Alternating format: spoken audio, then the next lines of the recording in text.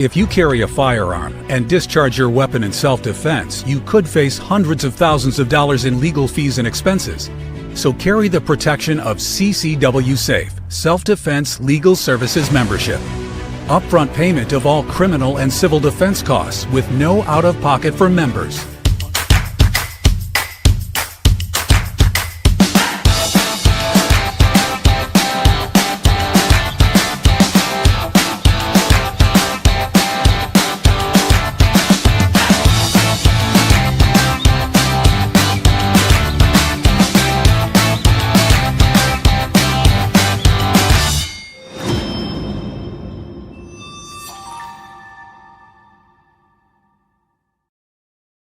And we are back. I'm Chris Evan, the CEO of Survival Dispatch, joined tonight by my good friend Jeff MD, 26 years CIA operative, author extraordinaire, affectionately known as 007 here at SDN. Directly below him, of course, in numerical order, 008, Khalid Muhammad from Command 11 in Pakistan. And below him, my good friend Randy Nance from back home in Texas, combat wounded Green Beret. And at the top of the hour, it's Wednesday night. That means Mike Glover will be with us for the second half of the podcast. And that's when we're going to tackle the main topic of the night, which is terrorist attacks, 9/11 2.0 on America, triggering an infrastructure spiral. Basically, cascading system failures, power, water, transport, communications, all collapsing together to essentially multiply the impact. But before we get into the Command 11 sit rep, we've got the conflicted question of the day. If you're not familiar with this, conflictedthegame.com, there's 14 card decks. They ask questions that are set in a post-apocalyptic scenario, and they always involve, or usually involve, 99% of the time involve a question that relates to morality, hence the name conflicted. So tonight's question: hunger and starvation has swept over your camp for the past 8 days. You were just attacked by looters, but you managed to kill them. They had some weapons on them, but no food. Most of your group is too weak to go on, and there is plenty of human flesh lying around. Would you eat the flesh of your enemies and feed them to your family, or not? Why? Wow, I got visions of Donner Party. This question, that's a mess. So Khalid and Mike, all the truth on that situation. Yeah, boy howdy. Khalid and Mike Glover and I will answer this at the end of tonight's podcast. We want to see y'all's answers in the live chat or the comment section down below. So we're going to jump right into the Command 11 sit rep, and the first story up will go to Jeff, I guess, because Jeff's at the top of the screen for me here, at least. Yes, he is. I double checked that. This is an interesting post. Got a tip last night that I was able to verify with someone inside the admin that the NSA detected 12 Israeli registered cell phones at the site of the shooting last Wednesday. The NSA picked the data up and handed it over to federal law enforcement officials who passed it along to the White House. My source said those in the administration with this info are really freaked out. So what does this mean? And I have a theory, but Jeff, I'm going to get your input first. I have no clue what it means. This is the first I've heard of it. Yeah, it could be something sinister, or it could be just as simple as there were Israeli students at the university and they went there to listen. Bingo, you win the prize. That's exactly what I was thinking. The chances are probably really, really high that it's Israeli students attending the university, but who knows? Yeah, interesting. It was pro-Israel, so maybe they were there to go rah-rah. Yeah, interesting piece of information nonetheless. I guess we'll see if it amounts. The question is, though, why is NSA pulling phone data inside the United States when they're supposed to be a foreign intelligence service?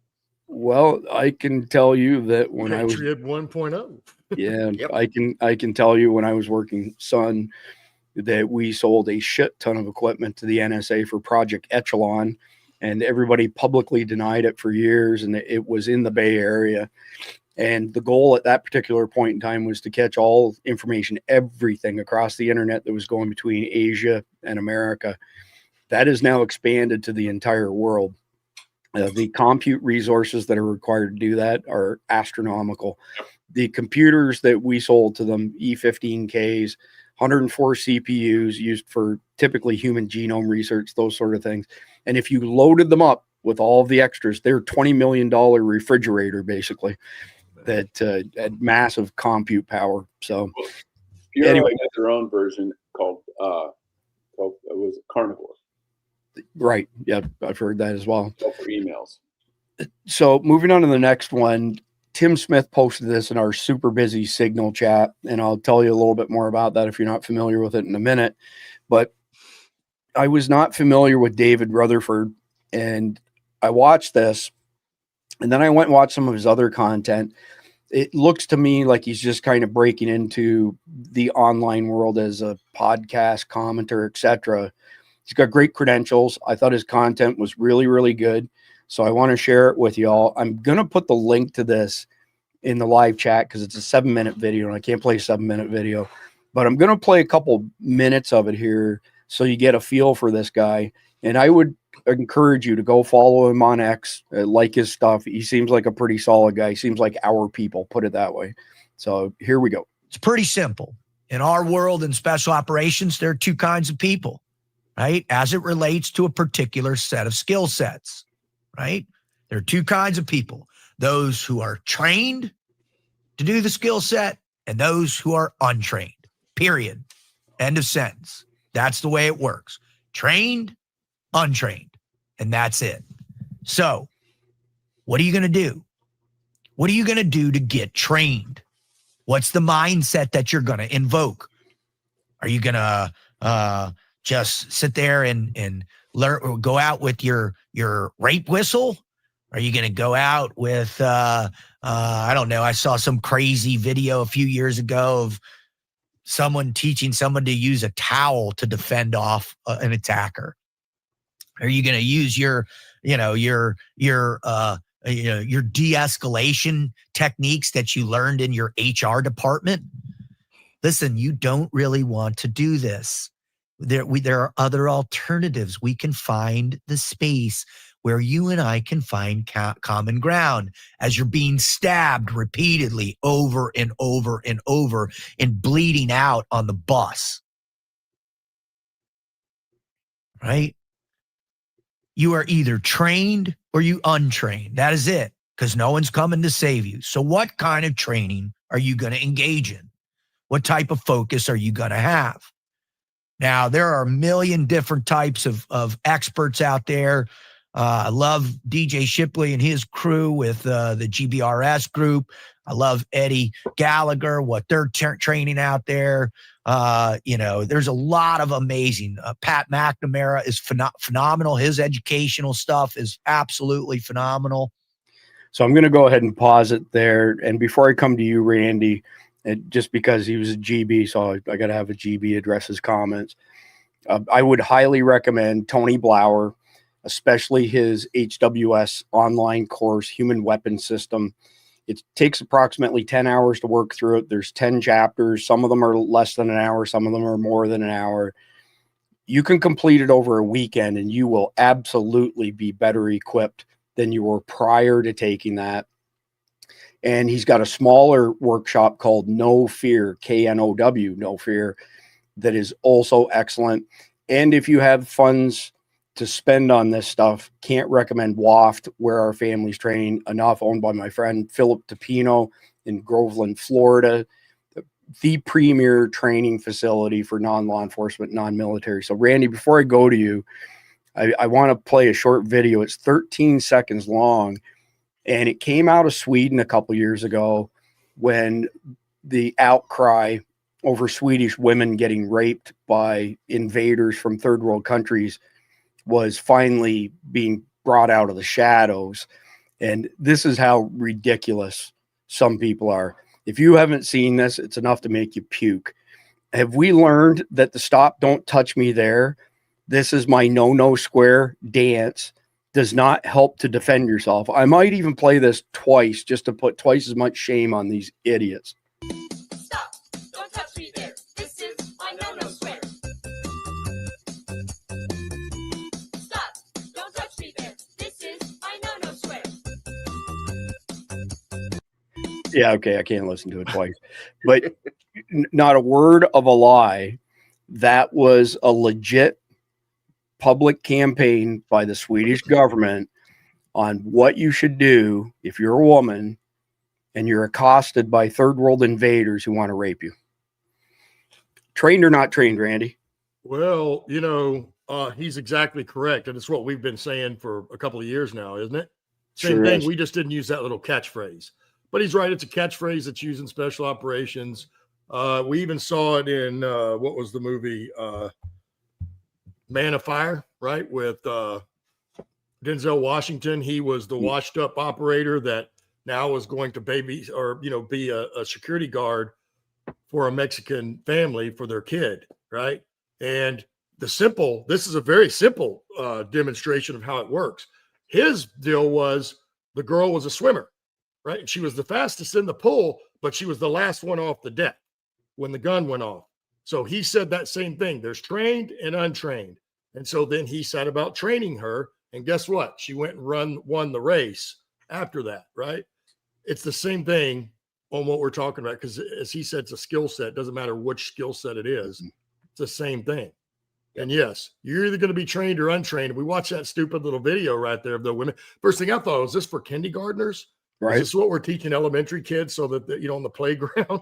Your no-no square. Don't right. touch the no-no square. Because we know that's not going to work in the adult world, in the criminals, or even the one where you're talking about where they were trying to, try to use their skills from HR.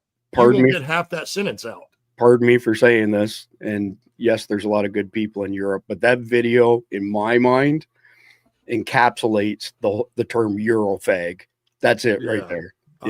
So take it for whatever it's worth. It's definitely not going to protect you. I hope they didn't spend a whole lot of money on making that thing, because that was absolutely ridiculous. But we don't have, you know what? It doesn't take an operator to tell people that anymore, right? We've witnessed since 2014, everything that's happened since all this world has been turned upside down. We all know this now. And I'm going to quote, Scott Mann again, another Green Beret that everybody on the panel knows. A lot of people out there probably don't. But he wrote a book recently. It's called No One's Coming to Save You. And that's a fact. So you're either going to go get some training yourself, or you're going to be the cannon fodder, right? What's the one movie, out of 100 warriors, 80 are only targets? Right. That's a fact. That is a true statement. So you can either be part of the 80, or you can be part of the 10 that's actually doing something. There was 10 in between. I can't remember what the middle 10 did, but they got dead also at the end of the day. They got dead, yeah. So that's how it works, folks. And everybody can feel it. Something is coming. And all this stuff is ramping up, whether it be terrorist attacks around the world, all this stuff that's going on in the United States. And now we've seen a bunch of plane crashes. We've been to see a bunch of shootings. And now we've even had an assassination. Yeah. Folks, this is only getting worse and dialing up. And of course, the officials are still lying to us. You just had, not too many hours ago, 5 cops ambushed in Pennsylvania and shot. 3 of them are confirmed dead. 2 are clinging to life. This is turning into, I hate to say this, but Khalid was right on the money many, many months ago when he predicted that we would see this as we got closer and closer to 9/11 2.0. And it'll only get worse after 9/11 2.0, which is why we're doing this long road series of 144 videos. So, Khalid, is there anything that Randy just said that you'd like to comment before I go to your article? Because there's a couple things in there that I thought you might. No? Okay, let's go to your news article here. And this is something that you wrote up as well. MSNBC, we believe that your apology was smoke and mirrors, in clearer terms, BS. Here's another MSNBC anchor who says people should pick up weapons because this is a war. Where might this be? The only bullets and hostility is from the left. When your broadcast includes incitement to violence, you're not long a media/news channel. You're a recruiter and enabler for domestic terrorism. 1 minute, 20-second video. Yeah, we're showing, by the way, our affiliate in Utah and the aftermath of the shooting. You could see people running away pretty quickly, as you would imagine they would do at gunshots. The FBI director, Kash Patel, has weighed in on this. He just tweeted the following: "We're closely monitoring reports of the tragic shooting involving Charlie Kirk at Utah Valley University. Our thoughts are with Charlie, his loved ones, and everyone affected. Agents will be on the scene quickly, and the FBI stands in full support of the ongoing response." and the investigation. Charlie Kirk is a divisive figure, polarizing, lightning rod, whatever term you want to use. Why? Well, he's one of MAGA's most prominent voices online. He hosts a near daily podcast. He opines on almost everything. He's been very closely aligned with the president since his initial run for office in 2015, 2016. And his ties to Trump really elevated his own brand. He was really quite young as an activist when the president launched his initial campaign. And he has kind of ridden along with MAGA since 2016 and built up a massive, massive brand of his own. His group has brought in tons and tons of money, and really he has become, especially among younger people, right, one of the biggest voices that's on the right now. All right, Khalid. So go ahead and speak to that ridiculousness. Look, MSNBC is going off the rails. I have seen about 7 different clips from MSNBC where they are literally inciting violence. They had Jasmine Crockett, I think her name is. They had her on, and they were literally going back and forth, going, "Yes, we're in a war. We need to prepare for a war. We need to prepare for war." And I'm sitting here going, "When did MSNBC become recruiters for the Left Army?" Right. And I mean, I understand the Democrats would like to say that we are not inciting this, but these are all your channels. They're all the channels that are repeatedly carrying your point of view out. So if you don't agree with them, why aren't you telling them to stop talking like this? Well, I think that comes back, Khalid, to the study that came out or poll that came out a couple days ago that said only 8% of registered Democrats believed that the shooter was a liberal. A left-wing person. They all thought he was a mega person. And go ahead and address that in a second, Cleve, but check this out. Dan, thank you very much. I love it. I love the number 223. Yeah. If I had to guess, is 556 next by chance? or are we not taking as big a jump? It's going to be like 308, maybe 458 SOCOM. I don't know. Just a guess. Or all the way up to 30-06, huh? Well, could be 300 blackout. I'm sorry, I couldn't help that one. Of course, Dano is an awesome supporter of the channel. We appreciate him very much. Thank you, Dano. Sorry, go ahead, Khalid. Well, look, you've got on one side, you've got these crazy left power hungry animals that want to start a war.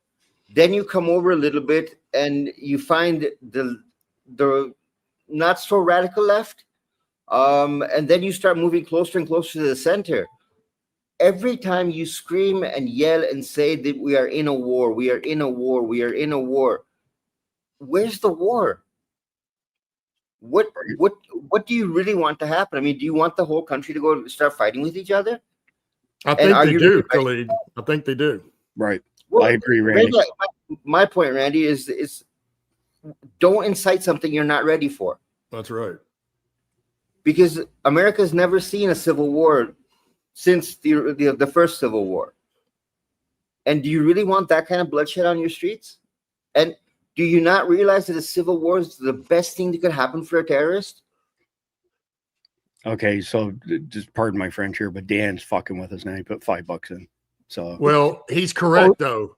50 infantry BMG tells you twice, but that Ma Deuce only has to tell you once. That's the there you go, thousand, which is a 50 BMG, right? All right, yeah. Good job, Dan.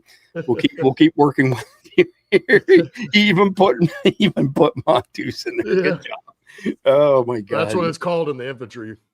Yep. And sir, for those who don't know, that's a 50 BMG mounted on the back of a Jeep or other type of vehicle like that. It is a killing machine. Yeah, it is. All right. So, Jeff, I'm going to bring you over to the next one here. We get up on stage. We did get a gentleman inquired last week, a technical guy, as far as helping us, producing, et cetera, spoken to him. There's a good chance he may come into the fold. That'll make the production level of our podcast go to a whole new level instead of the guy with one eye running the production, managing the conversation, and all the other stuff. So anyway, Jeff, here we go. From Sarah Huckabee Sanders, radical left continues to reveal itself as a movement fueled by hate, violence, and evil. We will punish those who desecrate our public buildings and memorials to the fullest extent of the law. And apparently this is this girl's name, Carrie Rollo, destroying a Charlie Kirk memorial in front of Bentonville Courthouse in Bentonville, Arkansas, 21 seconds. He lives as he dies, promoting violence. Report all you want. No, look at this shit. Check it out. Look at this shit. Man, you're Overreacting bullshit. Yeah, 9.10. Fuck Charlie Kirk. Fuck Charlie Kirk. Fuck Charlie Kirk. All right. So, Jeff, your thoughts on those two carpet munchers? Well, that's Arkansas. That may not go over too well. That's about as red a state as you're going to find. Isn't that where you're from? Yeah, I've got a lot of family there, and my parents are both from there. So yeah, again, the left is showing you who they are, and they're doing us a favor. So we don't have to speculate anymore. They're removing all doubt. So great. When you see these people, and then you go, "Oh, wait, I remember her." Yeah, you're not getting a job. They're proud of their positions. Let them live with the consequences of those positions. Yeah. I messed up, Chris. Sorry. Yesterday, and you may have seen it. Did you see there was another one? Some black kid went and tried to mess up a deal, and they sprayed him. Guess what? With bear spray. Yeah, I saw that. It was glorious. I meant to send that to you because of the bear spray. Yeah, he was crying. He was crying, and there were two girls helping him, and boo-hoo. Well, for those that don't know, the law enforcement is walking around, and your pepper sprays, they're a food product. They're not a chemical. That's why they made it this way, because we can't use chemical warfare on citizens. However, the law enforcement's running around with about 2.5 million Scoville heat. That's how they're rated. I went through a class as a Green Beret to learn how to do some things where you got both maced and tased.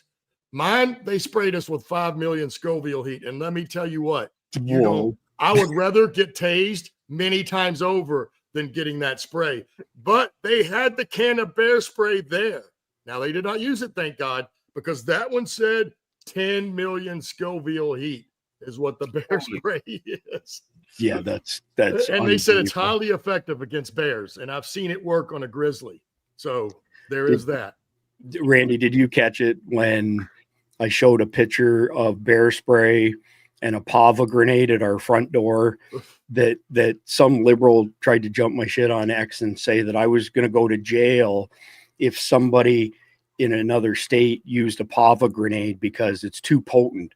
It's rated a number 2. Cop stuff's rated number 10, right? Yeah. So. And I was giving illegal advice, blah, blah, blah, blah, blah. Well, I didn't say anything to anybody to go buy this product or use it. But a pava grenade's pretty badass because when you pull the pin on it and you throw it at somebody, it's a 15-foot cloud of pepper spray. So, oh, yeah. I saw the one with the bear, and that bear, and this was on one of those survival shows, and that bear was coming in to eat. He was growling. He was coming. This was no joke. And that dude hit him with that orange cloud. And that bear shook, and then it turned around and ran off, and it never came back. That's how effective that stuff is. Oh my God! Check this out. Dano's at it again. So Dano, is that 7.62 by 35, aka 300 blackout, or 7.62 by 39 for AK-47s, or 7.62 by 51, aka 308 Winchester, or 7.62 by 54? Inquiring minds want to know. So, Dano kills me. He's freaking hilarious. We do appreciate the support very much, Dano. Thank you. All right. So, Randy, you're up anyway for the next article here. Check this one out. This is brutal. This was just broke, I think, yesterday. Before a left-wing assassin murdered Charlie Kirk, Christopher Wray's FBI tried to destroy Turning Point USA. The deep state used its investigative tools to try and intimidate or stop Charlie Kirk from being a conservative leader. Charlie Kirk's Turning Point USA was on a short list of Republican groups targeted by President Joe Biden's FBI under the direction of then Director Christopher Wray. Senator Chuck Grassley dropped the bombshell Tuesday. So, yesterday. Yeah, yesterday. I double check myself here. A Senate Judiciary Committee regular hearing on the oversight of the FBI. This is the brutal part of it, though. 92 targets the FBI was investigating or intended to investigate to basically drag honest people through the coals because we disagreed with the Obama doctrine. You love the FBI, don't you, Randy? Like, I mean, when we talk, you always say nice things. Well, I used to. There was once upon a time. It's some time back now. You know what I mean? But yeah, we have the proof now.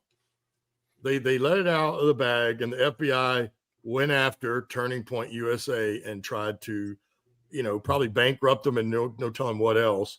But that's all highly illegal. But that's the point, folks. This is what the other side is doing.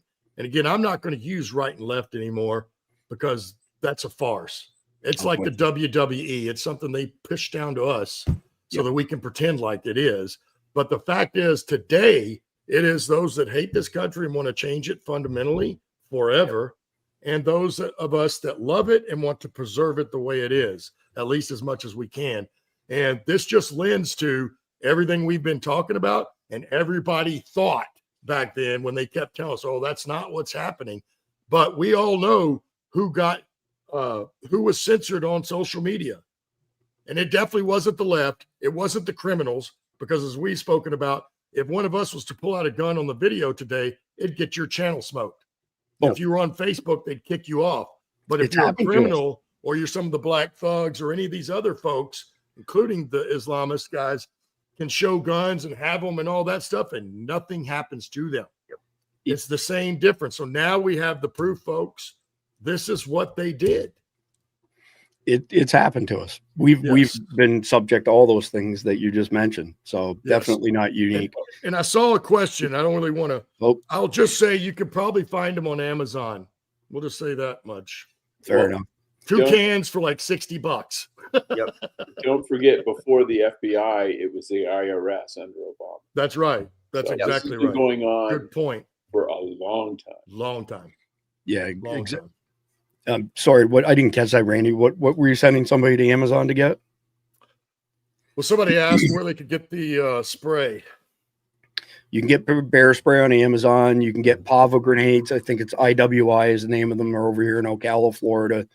Pretty reasonably priced.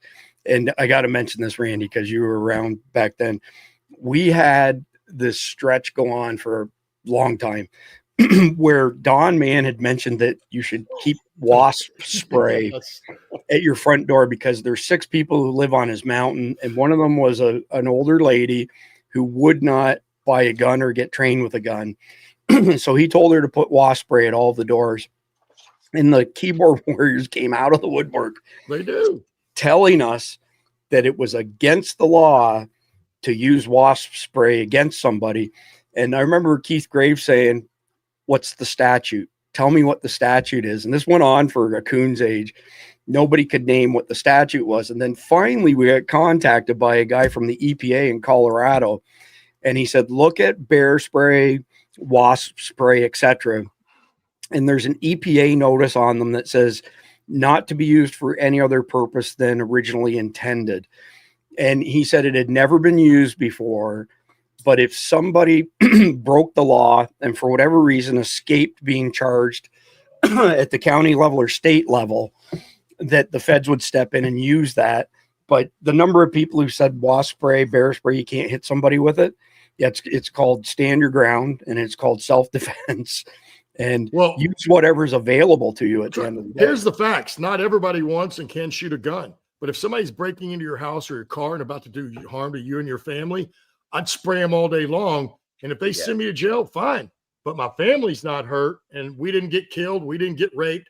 And by the way, this stuff shoots like 20 feet out. So you don't have to get right next to them. You can juice them from way over there. Just don't be downwind. Yeah. True story. Yeah. Just, we're not attorneys. We're not giving you legal advice, but there are a number of states who have a very watered down version of castle doctrine. So here in the Southeast, castle doctrine, if you have to use deadly force because somebody broke into your home, you're well within your rights. But in some of those blue states that are really fucked up, They have things like fair fight doctrine tagged onto the castle doctrine that says if the bad guy broke into your home with a baseball bat and you shoot him, that's not a fair fight. That's a disparity of force, and you're going to get charged for it. So if he comes in with a baseball bat and you hit him with a baseball bat, you're okay. But as soon as you shoot him, you're not. So look up the castle doctrine in your own Don't have state. a throwaway. I'm dying here. I get something stuck in my throat. But anyway, all right, moving on to the next one. Khalid, let me pull it up here because this is a good one for you, by the way. Armed Queers SLC is now under FBI investigation as an extended network related to Charlie's killer. The founder of Armed Queers SLC is also an organizer for PSL, which is funded by Neville Singham and the Chinese Communist Party. Why did Armed Queers SLC delete their Instagram after Charlie was murdered?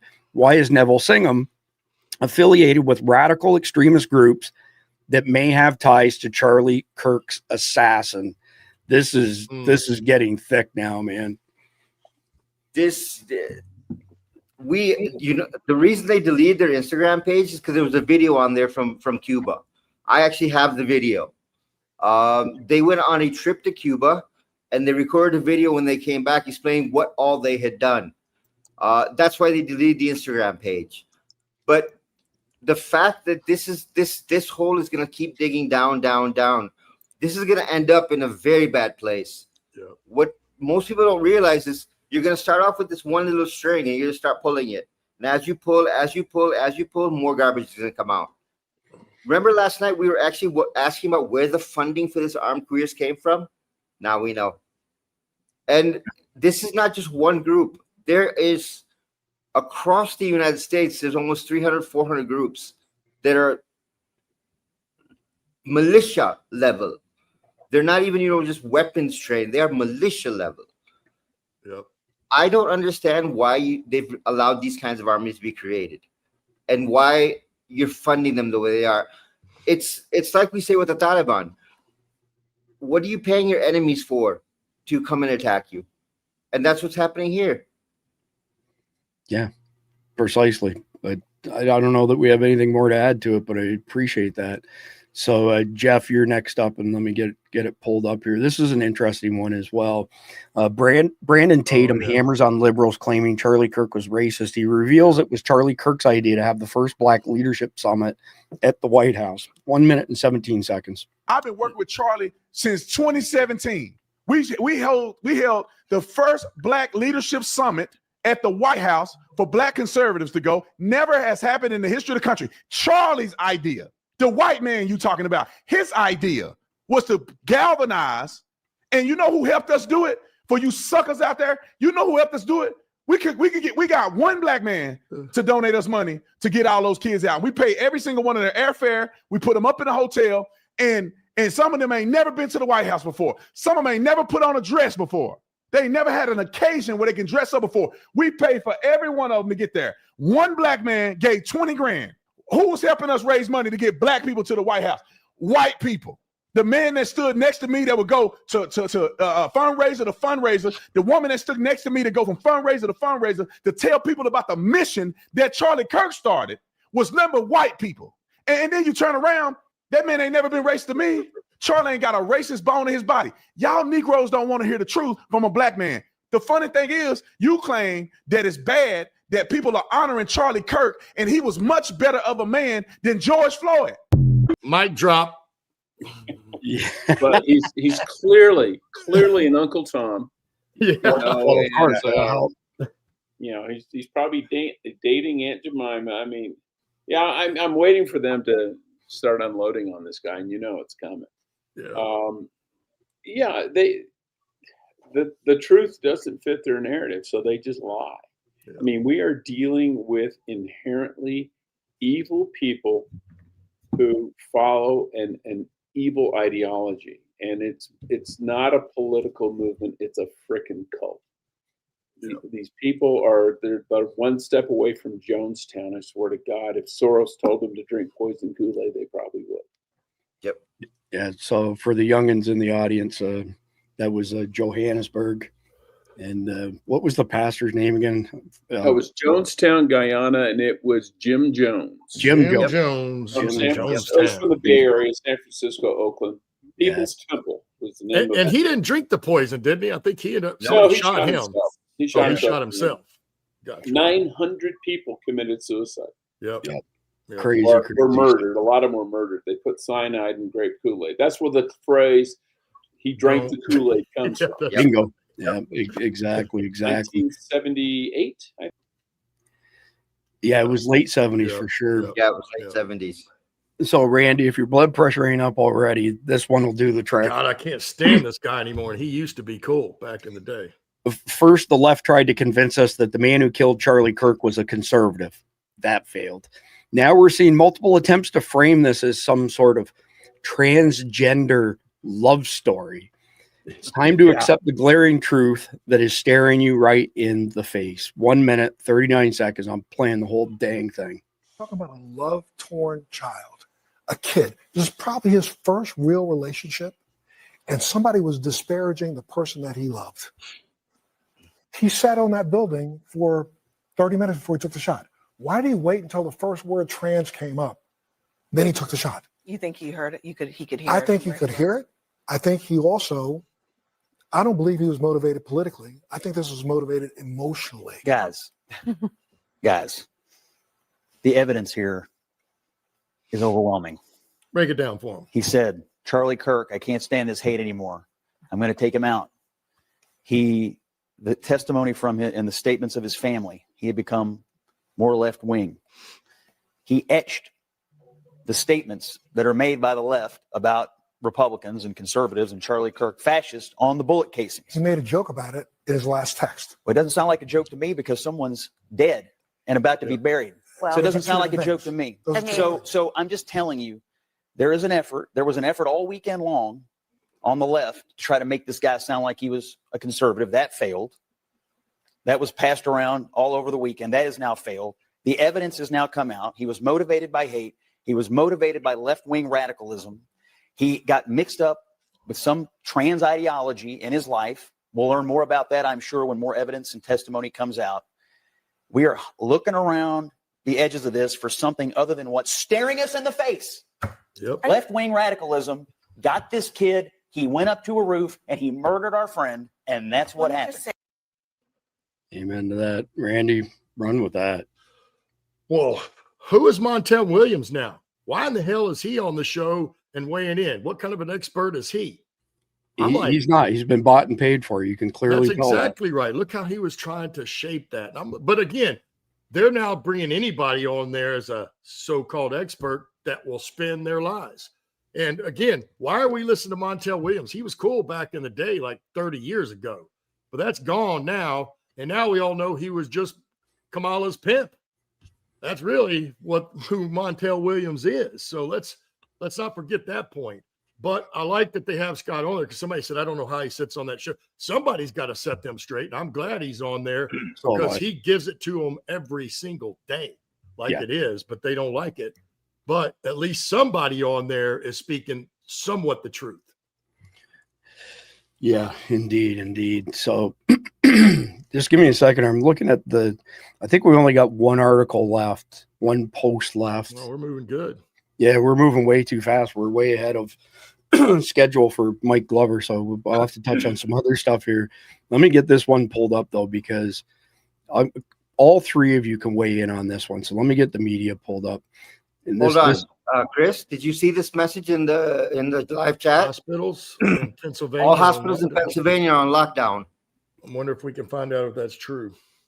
If anybody's got links on X to throw that up for me, I'd appreciate it. See, this is what I mean when having a producer is a big help.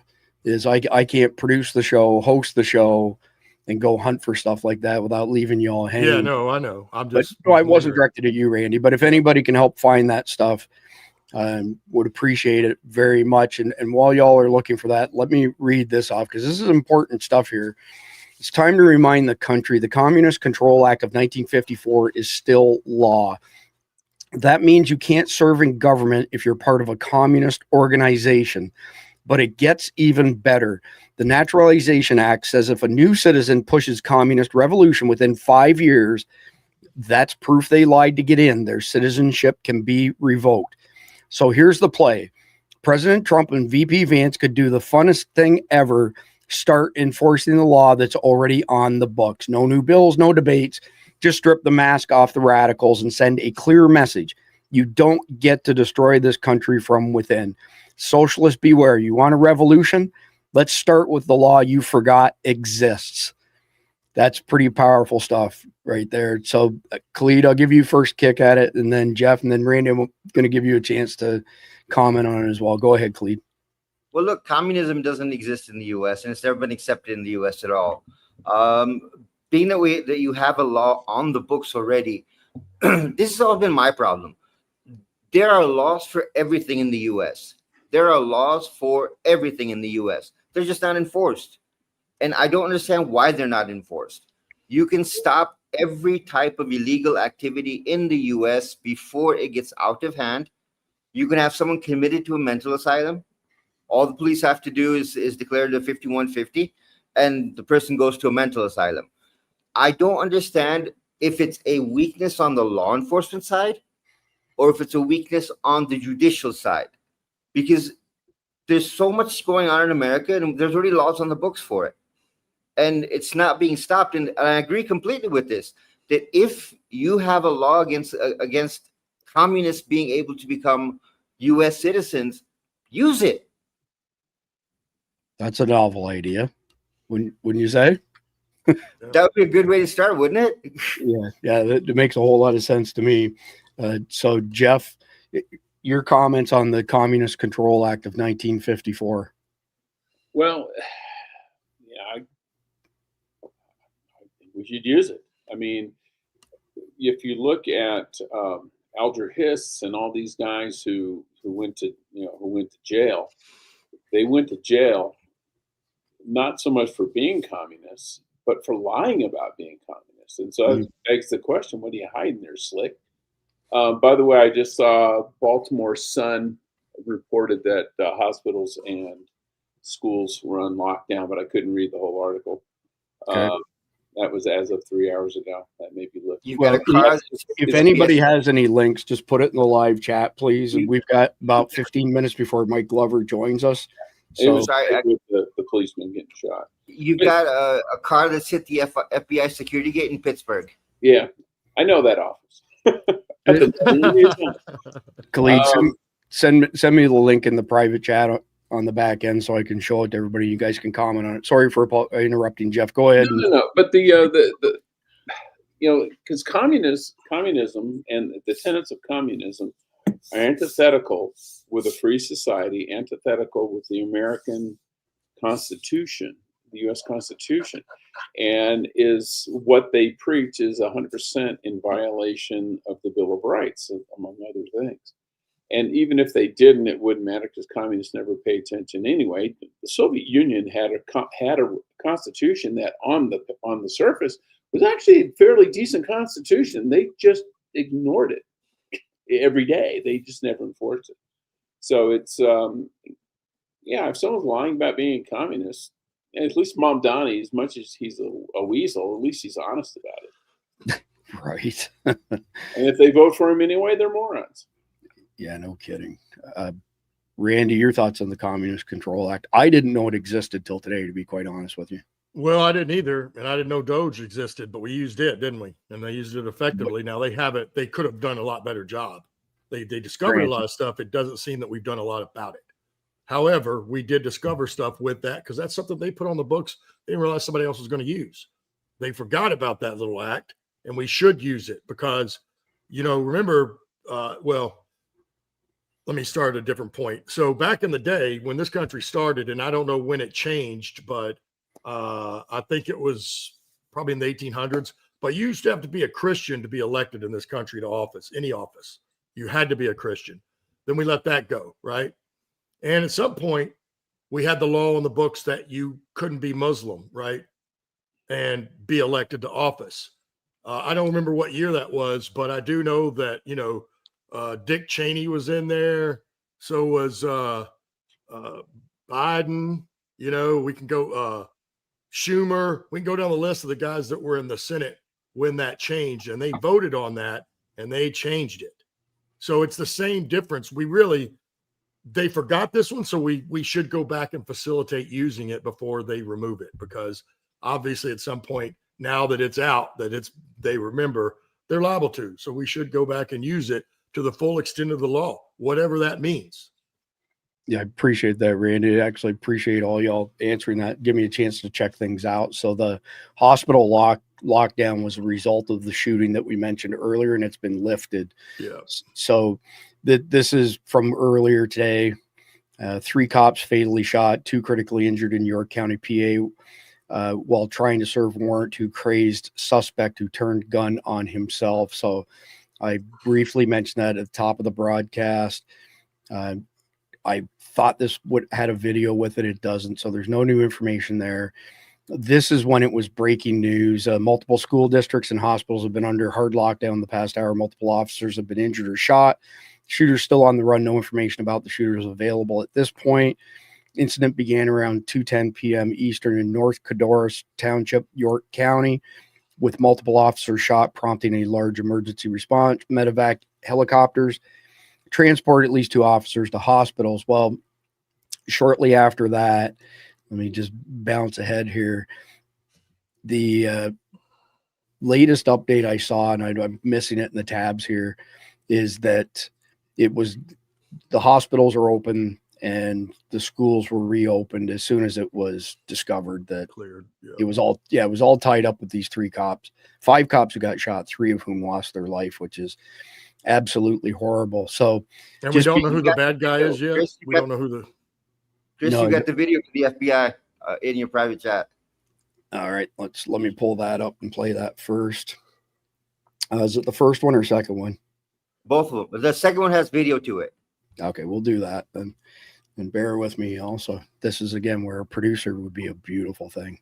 All right, here we go. So manhunt FBI for Donald Henson, featured below after he tried to crash through the FBI field office and front gate in Pittsburgh, then walked away. They're searching for his car for explosives, still searching for the suspect. If you do see him, do not approach, call 911. Here's the short video on it. The volume is so low I can't hear it myself. So that's not me.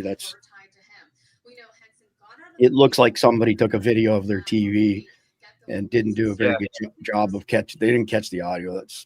I'm going to take that off because it's. Go ahead, Randy. I don't know. I'm just thinking, how's the guy crash into the gate and then escape? Right. Just walks off. How does that happen? I've been to that very building.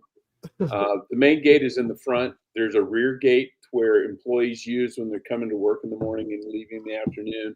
Okay. And I'm assuming it's unmanned, the back gate. It may be, you get in with you have key card, a code or key card. I can't remember what it is. I always went in the front. But it's also in an industrial area. Actually, that is really close to the Pittsburgh Steelers training camp. I mean, like within 100 yards. Wow. It's there's a lot of buildings and stuff. If no one opens up on you, you just get out and walk away. There's plenty of places to go hide. It's not out in the middle of nowhere. It's right on Carson Street on the south side of Pittsburgh, where all the clubs and everything is. Actually, you walk across, you go to the Hot Metal Bridge, and you're in Pittsburgh proper. Yeah, I appreciate that additional information. And here's the last one then that Khalid had sent in the private chat. And it basically says the same thing from Fox News. But I see Mike Glover's arrived. He's backstage right now. So Randy, Jeff, appreciate your time tonight. Gotcha. We will see you all tomorrow night. I just want to say one thing before I go. Thanks for having us on. But when it comes to that conflicted question, trust me, folks, you get hungry enough, you will eat the ass end out of a dead horse. And a lot of people don't believe that, but it is the fact. It is a fact, and I don't care what you think. So, and then hold there was on. a question. Just hold it right there. I mean, I was going to excuse y'all and bring Mike on, but I got to bring him in because I have a very important question. Mr. Mike Glover, thank you for joining us. So is eating the ass out of a horse, is this a Green Beret thing that I don't know about? Like, I mean, is this something part of the qualification course? You can't get the beret without it. It is. It is what it is. Wow, that sounds like hazing gone wrong. Well, they want to make sure you have no food aversions. Man, so I'm saying it's the truth. I only went 1 week without eating, and believe me, that's long enough that you are very hungry. You will do things that you won't believe. So just keep that in mind, folks. Yeah, that's hey, good luck with the question, Mike. Yeah, the conflict of question is pretty rough tonight. But Jeff and Randy, appreciate y'all. We'll see you tomorrow night. Yep. Thank you, All right. guys. All right. Thank you. And we're going to jump into the main topic. So we're fortunate we've got Mike on Wednesdays. And so we're going to pivot into the main topic tonight, pardon me, which is cascading systems failure. So in other words, when the power goes out, the water plants will go out. When the power goes out, you can't pump fuel unless you have a hand pump, and it's not enough for transport to be going. And if you take power out eventually, most communications will go down, even if they have backup power, because most of the large data centers use natural gas. And it's not a great solution, because when the power goes out, the pressure of the gas goes so low that it has a really hard time running at a level to deliver clean power. And the power goes into those data centers has to be 100% pure sine wave. So it's kind of iffy stuff. I want to briefly mention one other thing. Carnivalt are doing a new thing. If you would like a big box of Carnivalt meat and a Carnivalt hat and probably a t-shirt amongst other stuff, and you have a decent following on social media, we have 3 different levels. I'm not going to get into them, but send the URLs to your socials to support@survivaldispatch.com. We'll take it to the guys at Carnivalt. They will evaluate it. And if it looks like they'd like to work with you, you get a box of free food, and you might even get a few bucks on the side as well. They're very, very nice people at the end of the day, and Mike can attest to that as well. So let's dive into this first part of tonight's main topic. So understanding the interconnected infrastructure. So I already mentioned how power, water, transport, comms, it's all hooked together, tied together. And of course, you have to have power to run pumps, communications, water pumps, gas pumps, all of that stuff.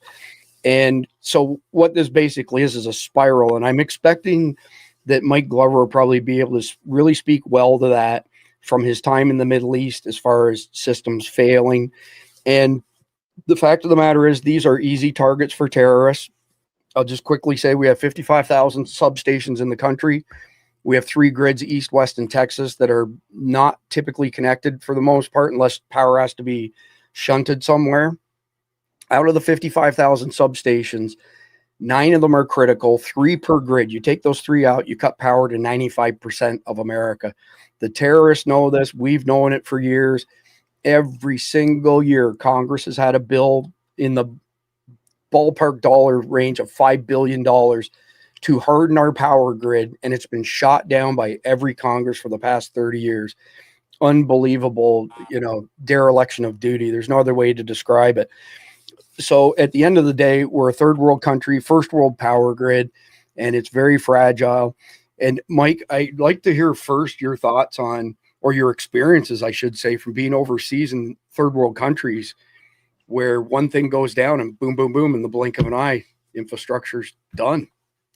Yeah, that's where I learned the significance of the importance of logistics and how it's all interconnected. I mean, technically, I learned that in Afghanistan, and then learned it in other places, from Yemen to Pakistan, a lot of places overseas, where it's normal, for example, to have power outages nearly every single day, right?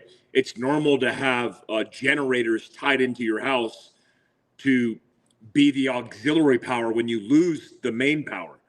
It's normal to have, my favorite thing was in Afghanistan, seeing how, for the first time in Nuristan, how people near Kamdesh and Barakout on the Afghan-Pakistan border were utilizing water. It was streams that they built the houses on top of the streams. Yep. And literally the same stream that they used to clean their dishes were the same streams they were potentially defecating in, because it was like, it did it all. It was the sewage, it was the fresh water. In fact, I didn't know this until about halfway through my 9-month rotation. One of my first rotations, in a fire base in Afghanistan, that the water we were drinking was from a fresh spring coming out of the mountains of the most beautiful place, I think, in Afghanistan, part of the Hindu Kush mountain range. And I was like, we're drinking fresh mountain water? It's like, yeah, it's barely even purified, but we had it evaluated. And because it was coming top down, it wasn't running through villages and it wasn't contaminated. On top of that, I had told the story before on here where the enemy was trying to target they weren't trying to target us necessarily. We actually got the intel that it had nothing to do with us. They were trying to shut down our big generators, because if they hit one of our generators with a 107 millimeter rocket, with a mortar round, they knew we would have to send supply trains up and down the MSR, which is along the Konar River. And if we did that, they would just IED and ambush the logistic trains. And so I intimately understand that. Guys like Khalid Muhammad, who grew up in those areas, understand it. The third world and second world understand it, but a lot of Americans don't, because it's so convenient to have fresh water running out of your faucet, out of every gas station, out of every restaurant that you visit. But it's all interconnected, like you said. I've been at a gas station in Morgan, Utah, when we had a windstorm. Went to pump gas, no gas. The electricity went down in the windstorm, knocked out the power. And I said to the attendant, I'm like, do you guys have any pumps, manual pumps? Do you have any backup auxiliary power? No. I couldn't even leave the gas station because I ran it out on fumes to the gas station. So I said, okay, do you know when we're going to get some power? Do you have any idea? No, we have no idea. It could be days. It could be a week. And so I literally went to pick up my cell phone and call. No reception, because the tower that I was off in Morgan, Utah, is tied to the electricity. Then I went, okay, so how are we going to do this? Got back to the house because my spouse came and picked me up. Went back to the house, no water. We had power because we had auxiliary power, but no water because the water main was tied to several families' junction, and it was tied off to a person's power, and they had lost power, but we didn't lose power. So then the pump wasn't able to pump water out of the well. So I'm like, oh, what a dilemma. For a week, we were just in and out of all of these issues. My local power in Heber City, Utah is provided by a hydroelectric dam. If that dam's power goes out or the dam is affected, you think there's an auxiliary solution to provide power to a town? No. It could take months to build a hydroelectric solution or a backup solution. So the main point is everything is interconnected. We have gross dependency on centralized power. If you live in rural areas, you're mostly decentralized, which is even worse, because if you lose power because you're impacted by a terrorist attack or by a natural catastrophe, good luck, because nobody is going to come. I mean, most of these things are on local taxpayer money. And if they don't have the allocation of funds, good luck. So if there's a natural disaster that impacts the Salt Lake City in this area, who do you think is going to be the priority? 1.2 million people in the metropolitan area, not 16,000 people in Heber City, Utah. Ultimately, what that means is you have to be self-reliant. You have to come up with solutions that are going to actually work, which I hope we get into. Yeah, we're going to get into it for sure. And before Khalid asks his first questions, Mike, since you were involved in intel operations for a long time, what does the wargaming look like when the grid goes down and other infrastructure goes down in America for, say, a month, 3 months, 6 months, as far as the survival rate's concerned? Yeah, it's a dire scenario, right? The most impactful component to it is most natural catastrophes, if it starts that way, turn into man-made catastrophes because of the desperation. One of the main problems that we have as a country with having it so good is, can you imagine, like, for example, a very significant component is the baby formula dilemma. We saw this when there were potential supply chains and baby formula that was tainted, and we didn't have the ability to resupply the tainted versions of it. We actually saw it during COVID as well. So if you have a baby formula supply issue, well, think about how many children that's going to affect. And what's the solution? Well, most children in America as infants are lactose intolerant because we don't have the enzymes and the ability to process that. It's a very significant issue. And most of the milk that we drink is pasteurized. And so nobody's drinking raw milk, which is very good for you. In fact, I'm lactose intolerant and could drink raw milk by the gallon, get all the benefits of the nutritional supplementation, and have zero effect with the lactose because of the type of lactose it is. I think pasteurized milk is a major issue in first world countries. So imagine you can't use milk that's pasteurized because your babies will be sick. You have no supply chain of baby formula. Well, then what's the alternative? There is none, because a lot of women, based on the first world considerations, I believe, or first world variables, aren't breastfeeding their children. Where the second and third world, that's the only way they're feeding their babies, right? Because they don't have a grocery store to feed their babies. It is a massive dilemma when you don't consider those type of things. How are you going to feed your babies? If you have children and they're dependent on the dry food cereal aisle in Walmart, which is the most unhealthy thing for you, how are you going to feed them? If the electricity goes out and your freezer and fridge don't have power, well, then you have about 3 days before everything spoils, especially in the summertime. So again, a lot of these constraints have to do with human behavior. And what are you going to do as a man if you can't feed your family? You're going to go out and you're going to hunt and gather, except the hunting and gathering isn't hitting the wood line because you actually know how to hunt, because most Americans don't. True. It's going to be in desperation because you're going to go riot with everybody else trying to raid the local Walmart. And that will only last so long. They say there's 2 weeks of supply in a Walmart. That's under normal conditions. In a catastrophe, it all goes away. So I would say the biggest threat is going to be the manifestation of desperation, where people don't eat if they miss a meal, they go crazy. Yep. Right? You can go 30 days plus, I would say, with the obesity rates in America, you can go more than that. You can go a long period of time, but the feeling of discomfort is going to lead to desperation. And then you're going to have a man-made catastrophe, and trying to defend yourself in that circumstance is going to be dire at best.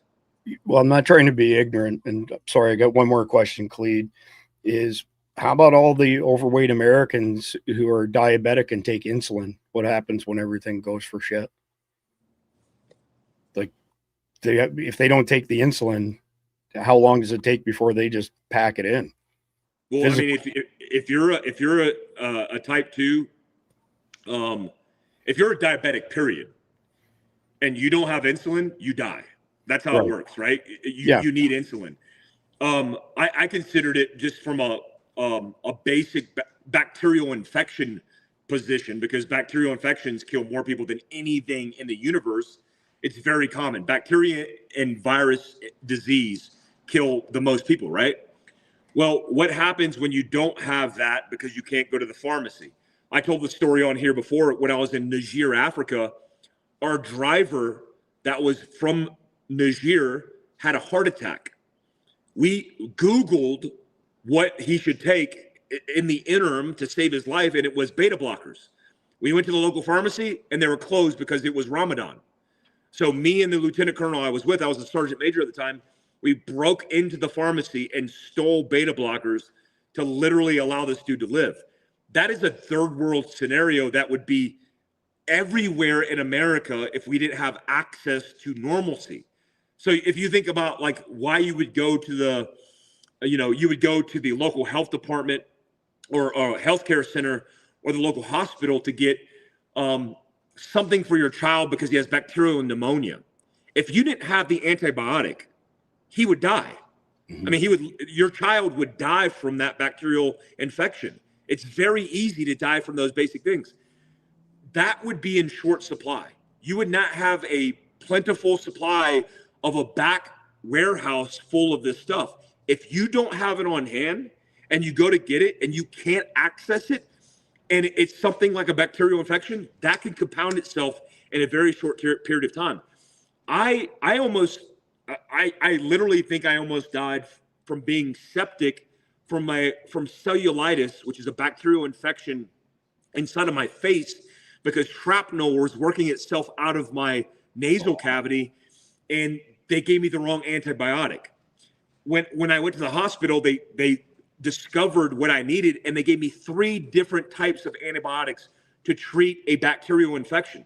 If I didn't have access to those 3 types of bacterial antibiotics, I would be dead. And so it's like common things that we don't think about. A wisdom tooth that needs to be pulled. Appendicitis. Imagine you're in this scenario and the local hospital doesn't have the ability to do surgeries, and you need to go get your appendix taken out and it bursts in your body. Can you imagine in a modern first world country dying from appendicitis? Well, it's going to happen if this kind of catastrophe happens. What do you think of the projections by some think tanks that 50% plus of Americans would be dead somewhere between 30 and 60 days, and 90% would be dead inside of 6 months if we had total systems failure across the board? No power, no water, no comms, no fuel, no nothing. Yeah, I think they speak to the masses, which is the majority, right? When you throw that statistic at me, I mean, I'm looking at a 550 gallon drum of water as a reservoir tank that I have sitting in the middle of my yard, sitting on a concrete pad with a manual and electric pump sitting in a Pelican case on top of it. Like, I'm not going to be that guy, but most certainly the majority of Americans will be, and that's okay. I mean, I always say it in preparedness: if you're not picking up what I'm laying down because you're not interested in the subject matter, you don't want to be prepared. Well, better for me and the people that I surround myself with, right? You're either in those circumstances going to be a victim, you're going to survive and get by, or you're going to thrive. I will be in the pool of thrivers. And unfortunately, when you run into these type of scenarios, you're going to run into a situation where a lot of people who don't take this seriously, if they have any resources, those resources will be taken from them. And it happens all the time. You see in these circumstances where the Taliban, where Hamas, where Hezbollah, they have the weapons. They have the arms. Who do you think is going to survive? They are. So we always put it out. The first line of defense is going to be your actual ability to defend yourself. And if you have the arms to defend yourself, you're going to be potentially on the winning side, even if you don't have resources, because you'll be able to defend yourself and potentially take somebody else's resources. When you mentioned your outdoor cistern, I had this visual in my mind of you defending your water cistern with an AR-10 sort of thing. That would get done. Exactly. And just an adage that I've used for years: we're never more than 3 missed meals away from anarchy. And if you don't believe me, have a look at what happens on Black Friday, where people beat the hell out of each other for a TV. Oh, yeah, dude. First world problems. Exactly. So, Khalid, apologies for that. But do you have a couple of questions for Mike ready? I'll start off with the electricity. Mike, you and I have the I guess you could say misfortune that we've lived on both sides. We've lived in the U.S. and in the third world. A lot of what you said is it makes sense to me, but can you help people understand that when you lose power, how easy is it to find a secondary method to generate power? Because if you look at the U.S., I mean, it's the idea of losing power for a number of days is outlandish.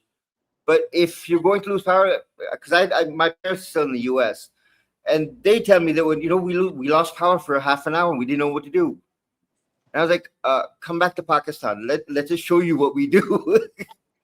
So can you help people understand some quick and easy ways to fit up their houses for backup power of some kind when the power goes out? Yeah.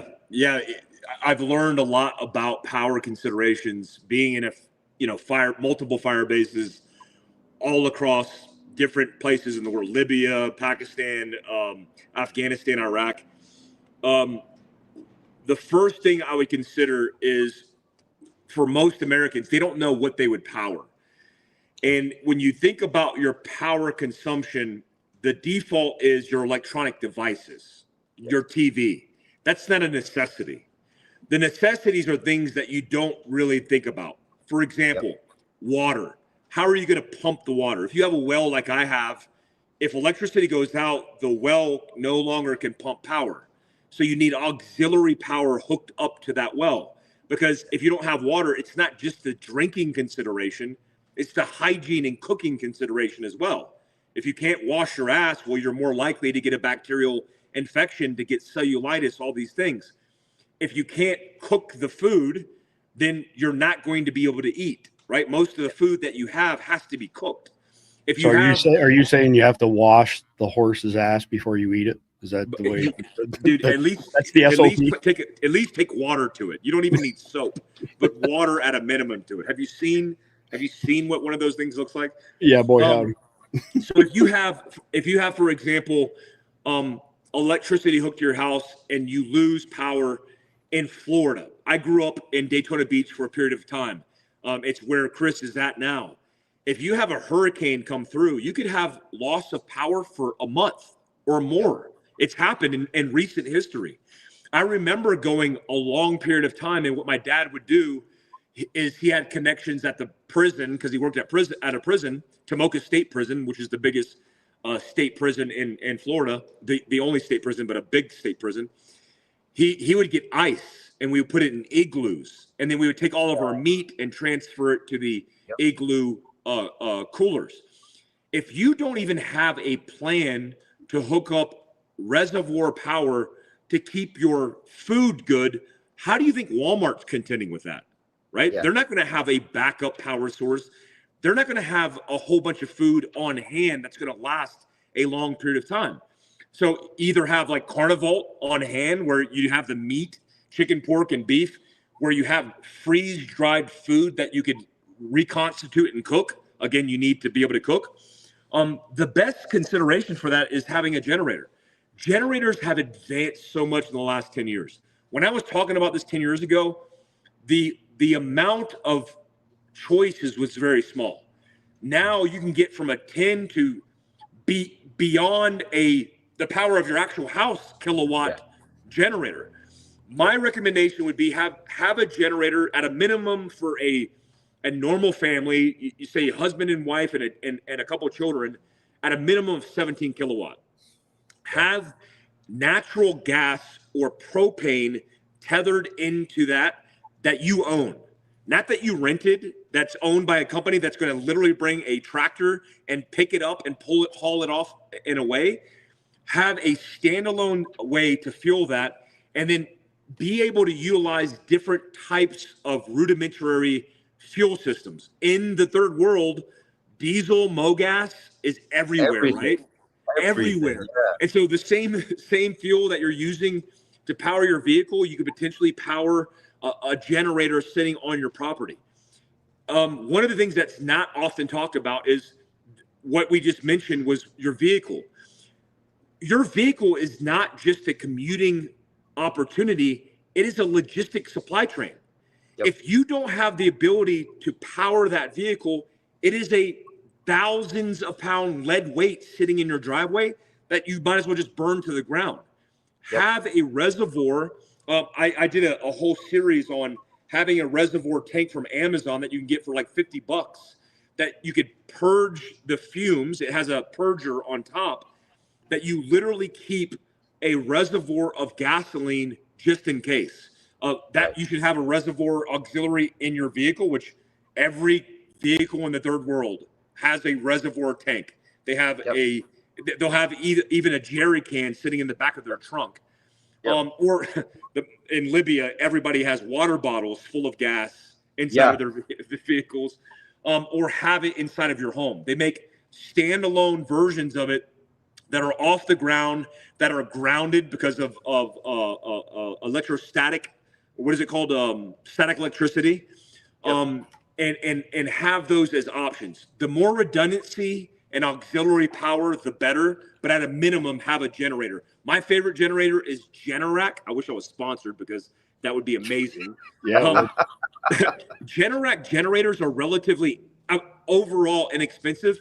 The installation is where they get you. You could pay $5 to $10 for a Generac. You'll pay the same amount just to get it installed. Yeah. And Mike, Yeah. I think I told you before that when Charlie hit us 20 years ago, it was a Cat 5 on the Gulf Coast, Cat 4 here. New Smyrna Beach had no power for 3 months. We had no power for 3 weeks. And people who had portable generators, they would go to sleep, the generator's running. The couple crooks would come along in the middle of the night. They'd fire up a $20 lawnmower they bought off of Craigslist, turn the generator off, walk away with it. People would wake up and go, oh, generator's still running. Then they'd get up in the morning, they'd find this piece of shit lawnmower and their generator was gone. Here's another plug for Generac. And I've had a bunch of whole home generators from Generac. You bolt them down to a slab, number one, you put a cover over top of it. But even if somebody gets beyond that and actually takes it, it won't work as soon as the geographic coordinates no longer match where you activated it, and you have to call in. They give you a special number. It's basically a 2-factor authentication method. They're super secure and not vulnerable to being stolen. So, Mike, a quick question for you, and then Khalid, you got the next one, is taking cyber attacks out of the picture. So, Volt Typhoon in China, Iran, etc. How would the jihadis take down our power grid, like physically take it down as opposed to logically over the network? Is that for me, Chris? Yeah, that's for you. Well, look, every single attack that I've seen in my experience at being a fire base or whatever has been a very basic attack. What you'll notice in most, I can't remember where I was. It was somewhere in rural Utah, and I drove down a back road and ran. No, it wasn't Utah. It was Idaho. I was in this small town coming back from Driggs, Idaho, and it was a beautiful town. It was an exit. I did some content on this truck, this truck that I procured, and I drove down into the town. It was like the downtown area where the railroad tracks were, and the entire town's grid was inside of this small compound that had like a 4-foot chain link fence, which I've never seen. Typically they have like a taller fence. It's 8 foot with some kind of wire on top. And then they'll have, depending on where you're at, CCTV cameras. Most of the infrastructure you could take out with a bullet. Like you could literally shoot a bullet into a transformer, overheat it, it shuts down the entire grid. And this has been done. You've actually highlighted the statistics on this. It's been done all over the country. Mm-hmm. So a jihadist is not going to concern themselves with, they have complexity now. They've evolved. But on the ground, if you're an adversary, you don't have to get specialized. You don't have to risk using a VPN connection and being geolocated because some cyber expert from the DIA or the NSA is monitoring you. You could literally lob around from 1,000 meters away with 308, send it into a transformer, and disrupt the entire grid. Again, this is something that's happening throughout the country. It's very rarely reported on, but is part of, I think, an ops opportunity, an ops test of where they're seeing what they can get away with. And they're getting away with a lot because it's, again, not reported on widely, and entire sectors of the grid are being shut down. It's a real easy fix, but can you imagine a little bit more complication? Like, I don't know, a magazine full of bullets, mag dumping on an electrical grid setup. I think the same thing happens in these wildfires where multiple fires are started at the same time. Complete chaos, complete drowning the independent wealth of GDP inside of a state in a matter of weeks because they're fighting a wildfire that costs $500 million, all because maybe potentially a jihadist is like, I'm going to take advantage of this, light 3 fires manually with a big lighter, a 10-cent lighter, and create chaos. It's not hard for these guys to do it. There's actually intelligence on that Al-Qaeda and ISIS have papers on how to start a crisis in America by starting wildfires. Two quick numbers for you, and then Khalid's question. Would you be surprised to hear in the past 5 years that the average number of physical attacks against grid equipment, so transformers in particular in America, averages out at 2,800 physical attacks per year? That's insane. That is surprising to me. And that's the importance of the statistics that you're putting out. What's a staggering, Mike, is prior to 2020, for 30 years previous to that, the average was 24 a year. And in 2020, it jumped to 2,800 a year, and it's been 2,800 a year, give or take, for the past 5 years in America. That's number one. Number two, the small transformers, like you described, they have like 1/8-inch mild steel. You know, any rifle round other than 22 LR is going to sail straight through it. The mineral oil drains out, and like you said, it overheats and poof, it's gone. The large ones, keeping in mind, like the grid means that you got a power plant, and then you have really big transformers, and they can get smaller as they branch out to feed different communities off the main one, right? Those are called LPT, large power transformers. The current wait time in America is 60 months to get LPTs. 5 years. How's that for insanity? Like, if this shit goes down, there are no replacements. There's nothing sitting on the shelf that you just go pluck off the shelf. You're done right there. So, Khalid, go ahead and roll with your next question, please. Okay. When everything goes down, you're gonna okay, we have two sides. We played the video a little in the first half of the show, where there's prepared and there's and not prepared, right? Now we all come from the prepared side, that we all understand that, stock up food, keep all this stuff with us. What about the people that don't take this seriously? That, this entire series we're doing, all these conversations we're having, they don't take it seriously, and when everything hits the fan, they're going, uh-oh, I don't have enough food. I don't have this. I don't have this. And they don't have weapons either. So they can't, by force take anything from anyone.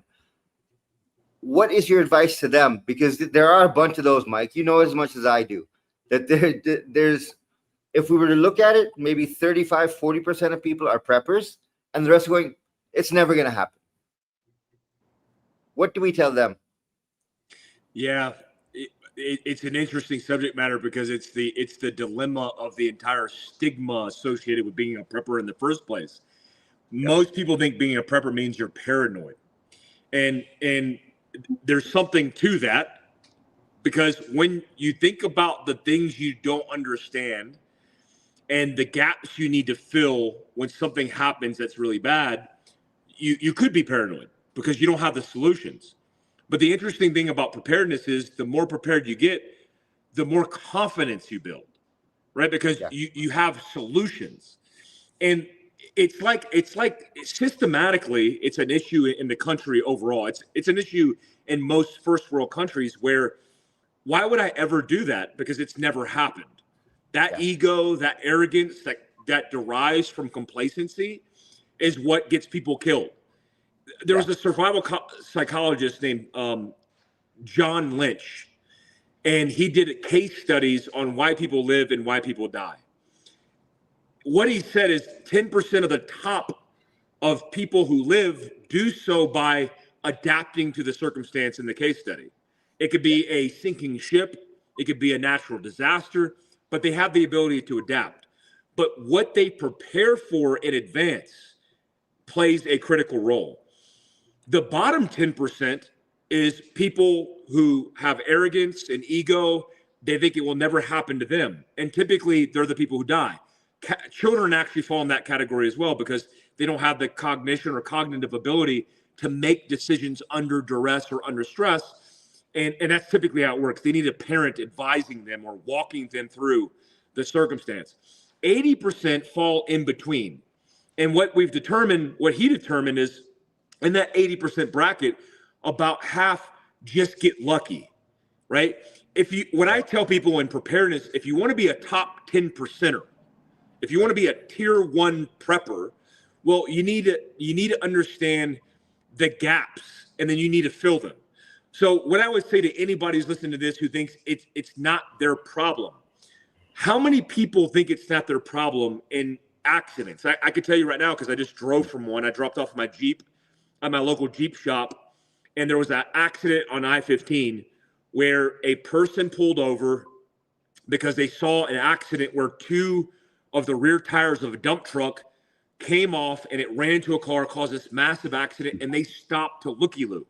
Now, I don't know, maybe they were trying to help, but it says they stopped because they were trying to inquire. They got rear-ended. One person in critical condition, one person in serious condition. It's diverted over 2 hours, thousands of people who are stuck in traffic. Yep. What do you do when you're stuck in traffic and you have a situation where you're trying to get to a hospital? It's an emergency. People panic because they don't have a solution. All we're saying is all of this stuff is historically referenced. We have enough case study examples of what not to do. If you just follow basic protocols, we're trying to advance proactive thinking and critical thinking and preparedness to where if you just have a little bit of supplies and training and mindset, then you won't be that victim. And there's classic examples of this. I teach law enforcement, and I'll train a department where they will have one guy in the entire department that was in a gunfight. And in that gunfight, they'll communicate all the lessons learned, and it changes the history of that department. And I come in and I go, guys, I've been in a lot of gunfights. And in each combat rotation, the raids that you learn a lesson where you write a book, we do that every single night. What if I told you learning from my example, don't ever make these mistakes, and you applied it, then you'll never have to write a book. I mean, and unfortunately, you won't profit off your book, but you'll save lives. And a lot of times these law enforcement officers, because they're used to the same routine, they don't pay attention. But a lot of them go, yeah, we don't want to be those guys, and they pay attention. So I'm hoping that's the protocol.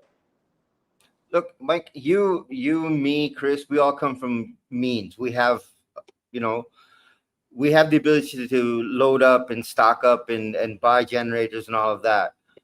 What advice would you give to people that don't have the financial ability to build up the resources that they would need if something were to go wrong? Because that's something we've also got to take a look at. We come from means. We all have the ability to, stock up like that, but not everybody does. Yeah, you're right. I think about that often, and I also think about the guys who, like, you live in an apartment complex and you're talking to people about building a homestead, right? Like, you need 5 acres, you need the well, and this dude's like in a condo in San Francisco, and he's like, dude, I don't even know what you're talking about.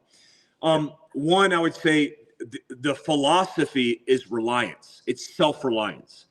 The more opportunity that you could cut the institution by cutting the umbilical cord, the better you will be, because you could depend on yourself where infrastructure fails, where governments fail, where institutions fail. And you could be creative. The number one characteristic in survivability is adaptability. It's critical thinking. It has nothing to do with your operator resume. It has nothing to do with the amount of gear and equipment you have. I mean, that plays a role, but the most significant characteristic is your ability to adapt. If you're a creative person, if you're a critical thinker, if you're willing to have an open mind and talk through these things, that's the number one weapon against catastrophe. Number two is creativity. I was just talking to my buddy today who came over and we worked on vehicles and we were doing some stuff. And he's like, hey, man, what happened to that goose gear setup you had in the back of your Land Cruiser? And I have lots of Land Cruisers.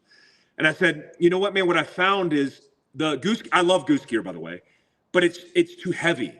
And when it's heavy, you need different springs, and then it affects the brakes and the shocks and the safety and the off-road capability. I said, you know what I transitioned to? Rubbermaid containers. And he goes, Rubbermaid? I was like, yeah, you know what's better than Rubbermaid? Cardboard boxes. And he goes, cardboard boxes? I'm like, why? I'm like, because it's lightweight, it contains the things that you need, and you can organize your equipment, and it's cheap, and it's not heavy. And he goes, oh, man, I never thought about that. Like, that's a real easy way to think through it. So it's like you don't have to have a lot of money to be more independent. What I do, lastly, is I am investing inside of my preparedness more than anything in my life. Me and Chris talk about this often. Like Carnival. Carnival, it's expensive. It's expensive beef. It's expensive chicken. It's expensive pork. but it has a shelf life of 25 years. If I'm going to go buy a steak, if I'm going to buy a steak at Costco, I would rather buy top sirloin from Carnival, sit it on my shelf just in case, and then have the same high quality beef that I bring to the table. If we think creatively this way, then what you're doing is you're pulling your resources instead of spending, $1,500 a month on Starbucks because that's your habit. Start reinvesting in things that are priority and preparedness. And I promise when shit hits the fan, you won't regret it. Good. Because I mean, again, I'm going to repeat it, that we have the means to be able to buy, but not everybody's in that same position. So, I mean, we've got to look at both sides. Yep. And that's why I asked your advice on that one. I'm going to follow up with this. When your water pump doesn't work, when you don't have gas running, you don't have propane, for example, you can't get propane gas anywhere. Let's think campfire. When you have no means at all, like you can't get propane where you are, you can't get gas where you are. Even your petrol pumps, their generators are going to run out at some point, and the fuel is gone. How does somebody adjust to that? Khalid, it's my favorite subject matter. It's primitive living. Primitive living, I learned as a young man in the military in reconnaissance. I mean, where I would be in a rural hide site in Iraq, or especially urban hide site in Iraq. And if we didn't have a person that we essentially held and contained in that house that could cook, we were SOL. And a lot of times we did. We had a lot of cooperative Iraqi citizens that would feed us. And we had Iraqi counterterrorism snipers with us who spoke the language and understood the culture. But I learned primitive lifestyle and living. And if you look at basic, it's not third world cultures, because I'm a backcountry hunter. I hunt elk at 10,000 plus feet in Idaho, Wyoming, Colorado. And when we're in a base camp, we don't have luxuries because we're not hiking 18 miles in with a generator on our back. Yep. The basics are the necessities of survival. It's fire, water, and shelter. And when you look at that, it's actually a beautiful thing. You want to get really good at primitive living? Go camping. Go camping with your family, not with your 30-foot RV. Go camping living out of your backpacks. Yeah. And when you break that down, you go, oh, well, I don't need a lighter. I don't need a propane lighter. I don't need propane for a cooking setup. I need coals. And that coals to me started with a fire striker, with magnesium rods, with a fire starter. And when you start learning those primitive skill sets, you realize like, oh, I see, this is the basics. And not only is the basics, but it's very satisfying. We used to call it, when I was in Ranger school, when I was 18 years old, which is 60 days of simulated combat, we used to call it Ranger TV. Ranger TV is staring at a fire. You will entertain yourself more than you've ever have in your life when you make a fire, because there's something deeply ingrained in that. So the same thing applies to water procurement and filtration and sanitization. The same thing applies to creating a shelter. When you go camping, you learn the basic necessities. And when shit hits the fan, you can go in your parking lot of your apartment and start a fire to be able to boil water to cook food. Like you don't have to be complicated. You don't have to have the big sexy REI camp setup. You can get it done. I would say it reverts back to those basics: water, fire, and shelter. And how if you get back to those basics and you understand those elements, you'll survive anywhere in the world, no matter the circumstances. That was where I wanted to get to it, because you've got the U.S. is going through tough times, like the rest of the world is going through tough times. So we have to advise people on every level, whether you're wealthy or whether you're just getting by. We have to advise everyone, because again, it's about saving lives. So that's why I hit that question a little bit there and kind of dug in with you on those. Let's talk about recovery after, everything's happened, and now it's time to start coming back. Chris said, a transformer takes 5 years to get in the U.S. right now. LPTs, not to be confused with smaller transformers. Okay, so how do you move forward from there? Because you can't run power to every single neighborhood from one transformer, two transformers, or LPTs. There is a time frame that's going to take to get everything back online.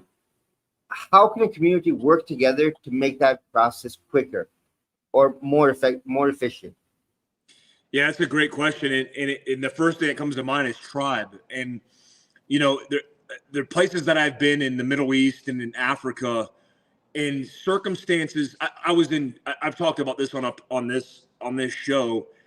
The two major earthquakes that I've been in my entire life. One was a earthquake that originated in Pakistan in 2005, where I felt the after effects in Afghanistan.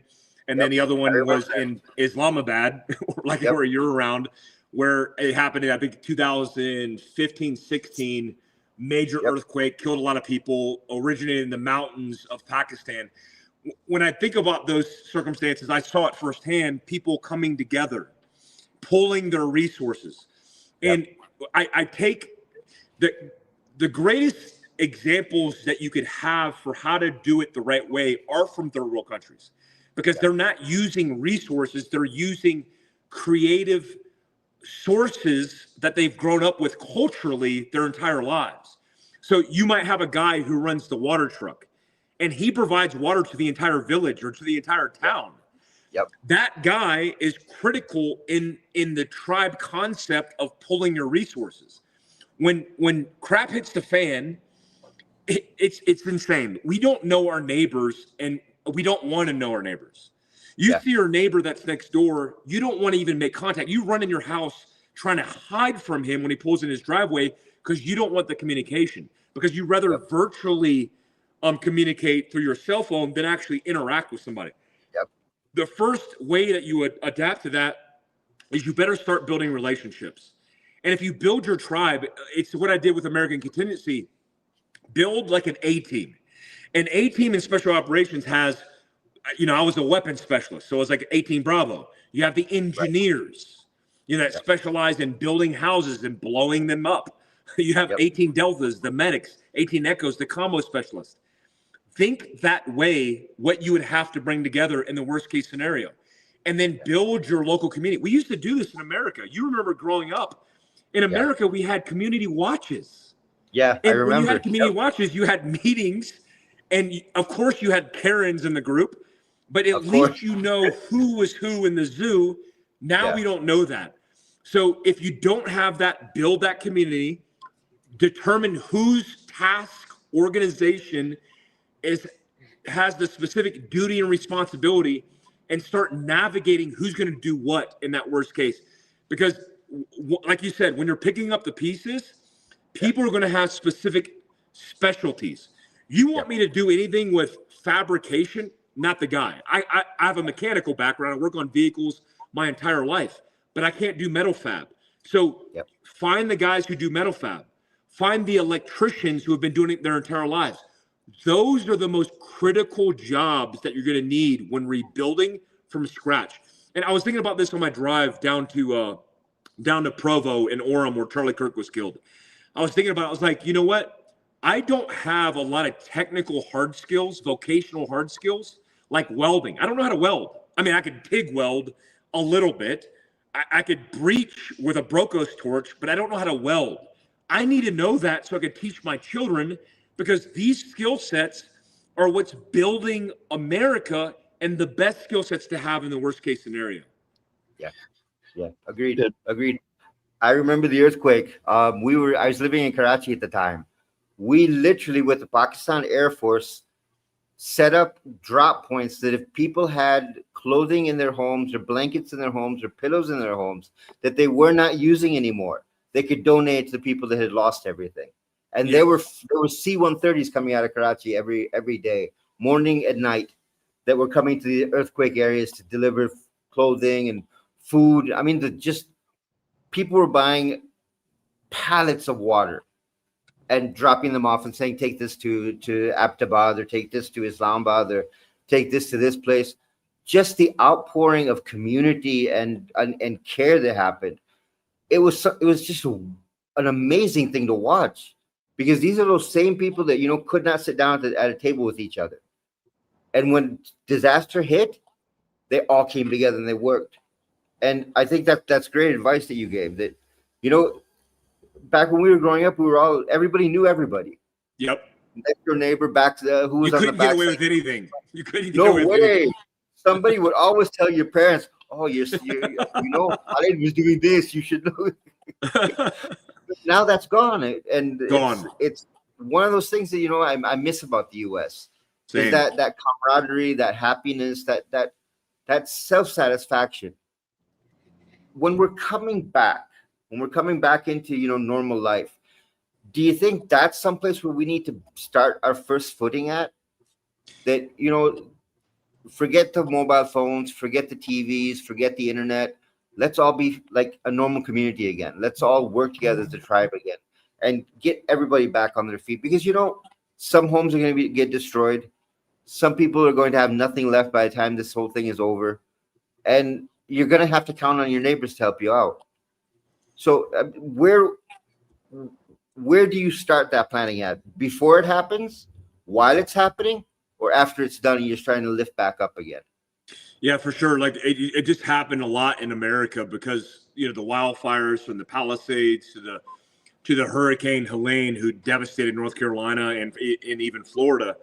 When we look at building communities, the institution is not going to pick it up. And a lot of people depend on FEMA they're like, when I hear criticism of FEMA, it's the wrong mindset. Like you said before, you have the mindset that an institution is supposed to provide.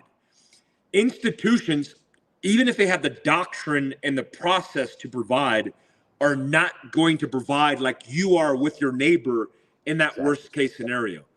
What I would say is always it begins prior to that. What I started doing in my own neighborhood is bringing people together and saying, hey, I'm doing a thing. I put up a sign and say, I'm having a community meet at this time at this location. I had hundreds of people show up at Philcraft HQ down the road where we would have, we started an entire thing where we did basically the community watch segment, but we were bringing the entire community together to talk about politics. I mean, we had a guy who would brief, hey, this is the new city council guy. He's a good man. This is where they're planning for development. Because right now, if you ask any American, what's going on in your own backyard, they have zero interest. No idea. Yeah, exactly. But if you ask them what's going on with the latest Hollywood drama on TMZ, they would know for sure, right? What's going on with the Kelsey and whatever that girl's name engagement.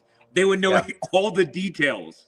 So the first step is pulling your family together, number one, pulling friends and family that are geographically around your area, have those conversations and start your own community watch program where you're basically saying, hey, if shit hits the fan, we're having these conversations. Now, I did it with American Contingency. It's a beautiful thing. It's still going on. And when I think about what I created, the impression initially was that Mike Glover was going to show up in a little bird and rescue you. It's like, I promise you, the last place I will be is your house in a catastrophe because I'm worried about my family, right? And I'm being honest. What I want you to do is I'll give you the tools and I'll give you the forum and the technology to integrate with people in your own backyard. And then what we see is all these beautiful teams being developed. It's not just like, it's not bums coming together. It's like doctors, lawyers, construction workers, blue collar people coming together and going, hey, my name's John. My name's Mike. We should have a friendship. We should go train together. We should do Stop the Bleed. We should talk about what we do in the worst case scenario. And that's like, one, if nothing ever happens, good for you. You're friends. But if something does happen, at least you have members of your own community you can lead on.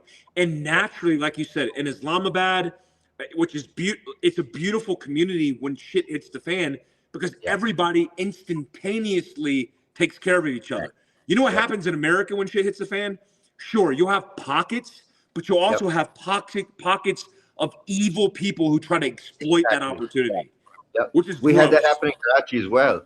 Because what they did is as soon as the earthquake happened, and this was my next question, as soon as shit hits the fan, you've got the profiteers. They'll go, okay, I used to sell a bottle of water for $2. Now it's 10. Yep. Yeah. So, I mean, we saw here in Pakistan when the earthquake happened, we went, okay, we'll go buy blankets, we'll go buy pillows. And the pillows that we were buying before at 50 rupees were all of a sudden 2,000 rupees. We just look at the guy going, do you not have a brain? You're selling this stuff to people who have lost everything, and you're profiteering off of us. How do you handle the profiteer? That's because the number of people I beat up, with big profiteers. Because look, you're trying to do good for somebody. You're trying to help somebody out. And this guy turns around and said, and he's charging you 3 times, 4 times what the actual price is. How do you move with that? Because when everything is gone, you really don't have any options left. Yeah, I mean, you know this, and I used to actually teach this, especially I was part of the State Department's program on commerce in Libya. And what the first world doesn't realize is the third world always comes from a bartering culture, right? It's a trade and bartering culture, which is a beautiful thing, by the way. I think it's the most amazing thing about the third world is this ability to negotiate, communicate. It's part of the culture, right? It's part of a conversation. You could spend hours negotiating over a rug or a bottle of water, and it's part of the art, right? And what I think is like when people take advantage of opportunities like that is speaking to humanity, like you said. Do you realize that people are being effective and bartering with them, negotiating with them? And what's interesting, in America, there is no concept of bartering or negotiating or conversation. It's all transactional. It's binary. You have the money or not. And in the third world, you come up and you go, you have what I want, but I don't have the amount of money. What can we communicate? And in some cases, just the conversation alone is enough rubies to get the negotiation to get what you want. And so I think, especially in circumstances where people are on their last leg, I do think there is an opportunity to negotiate, to barter, to take an opportunity, not transactionally, to say, hey, this thing is costing this much, but to say, hey, listen, I have water, you have blankets.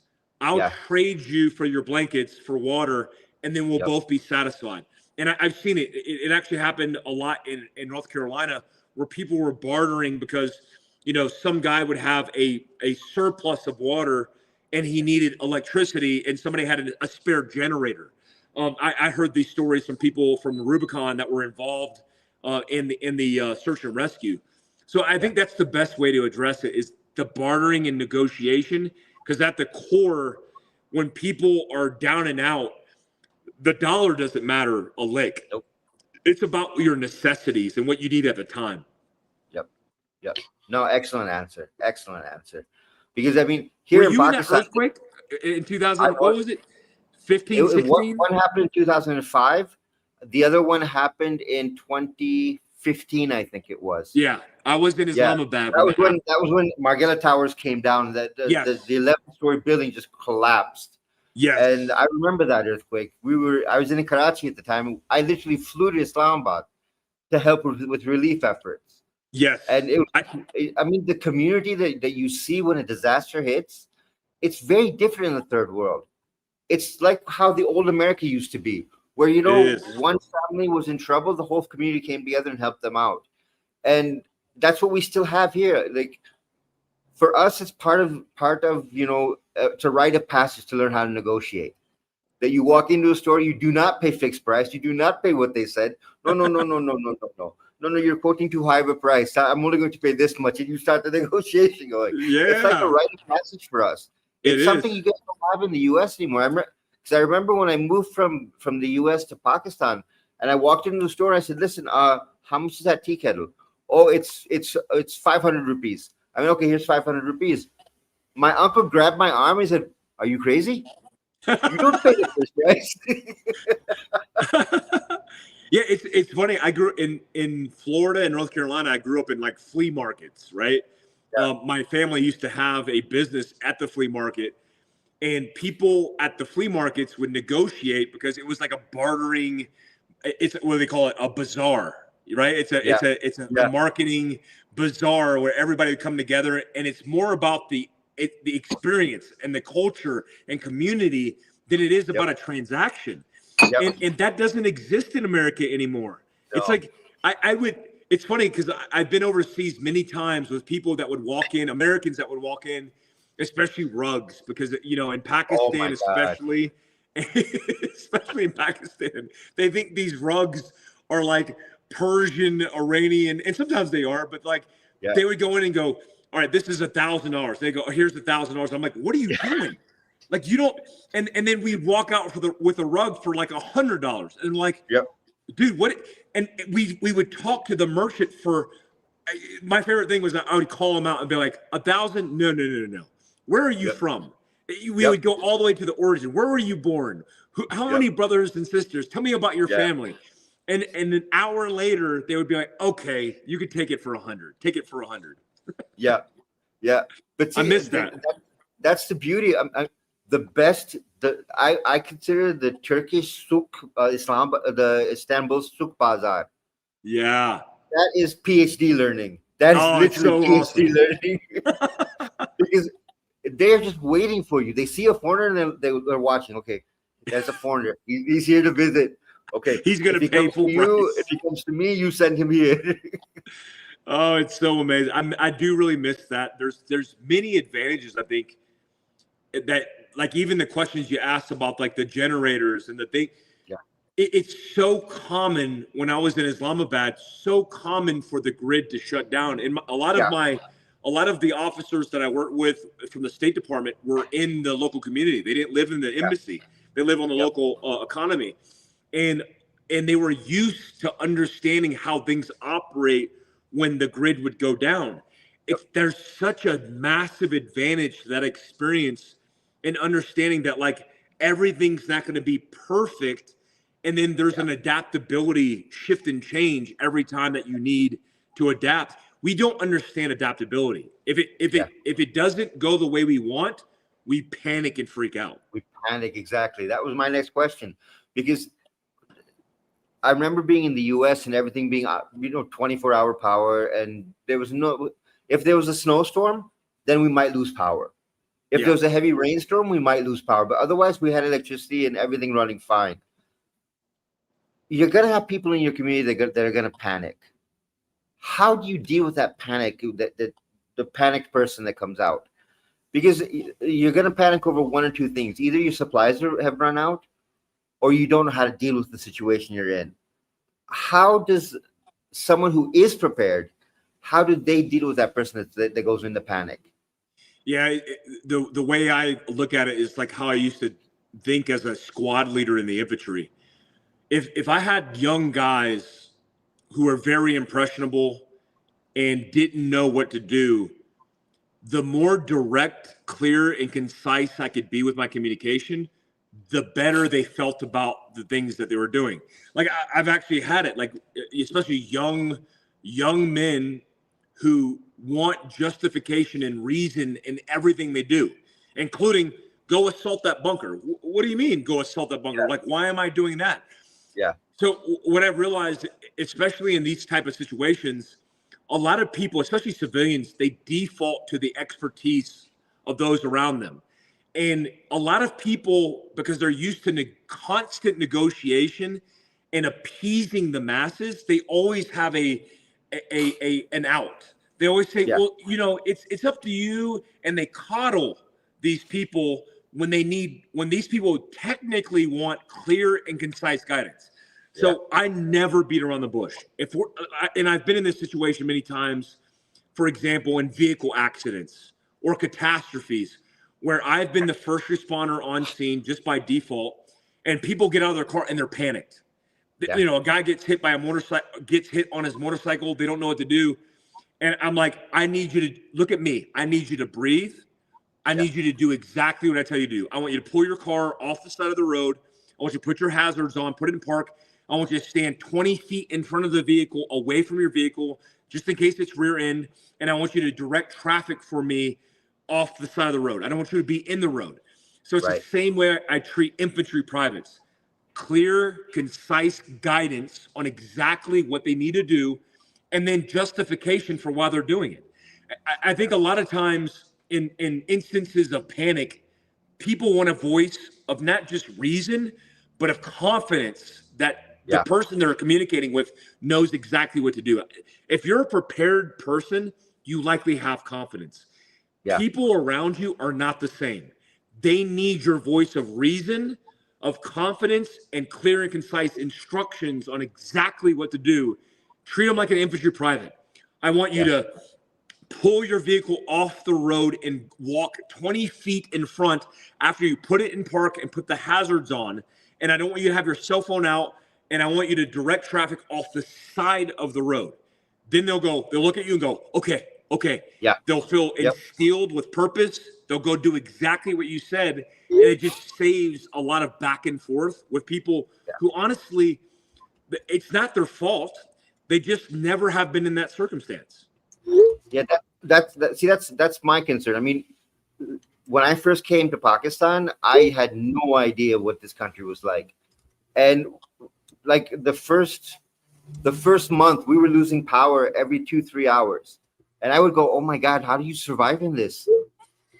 It's so hot. And on top of that, you don't have electricity. How do you survive in this? Slowly, I figured out, okay, you can buy generators, you can buy battery-powered fans, you can do this, you can do this. There are many ways to solve a problem, but it's like you said earlier, if you don't have that adaptability, you're not going to be able to swing with whatever the problem you may end up having. So, I mean, it's fantastic to get your advice, because you and I have lived in both worlds. It's awesome to have that world. I call it a worldly perspective. It's such an amazing grounding of truth when you live in both worlds. It's impactful for sure. Yeah. Chris? Yeah. Mike, wanted to touch on transportation and communications. We've covered everything else.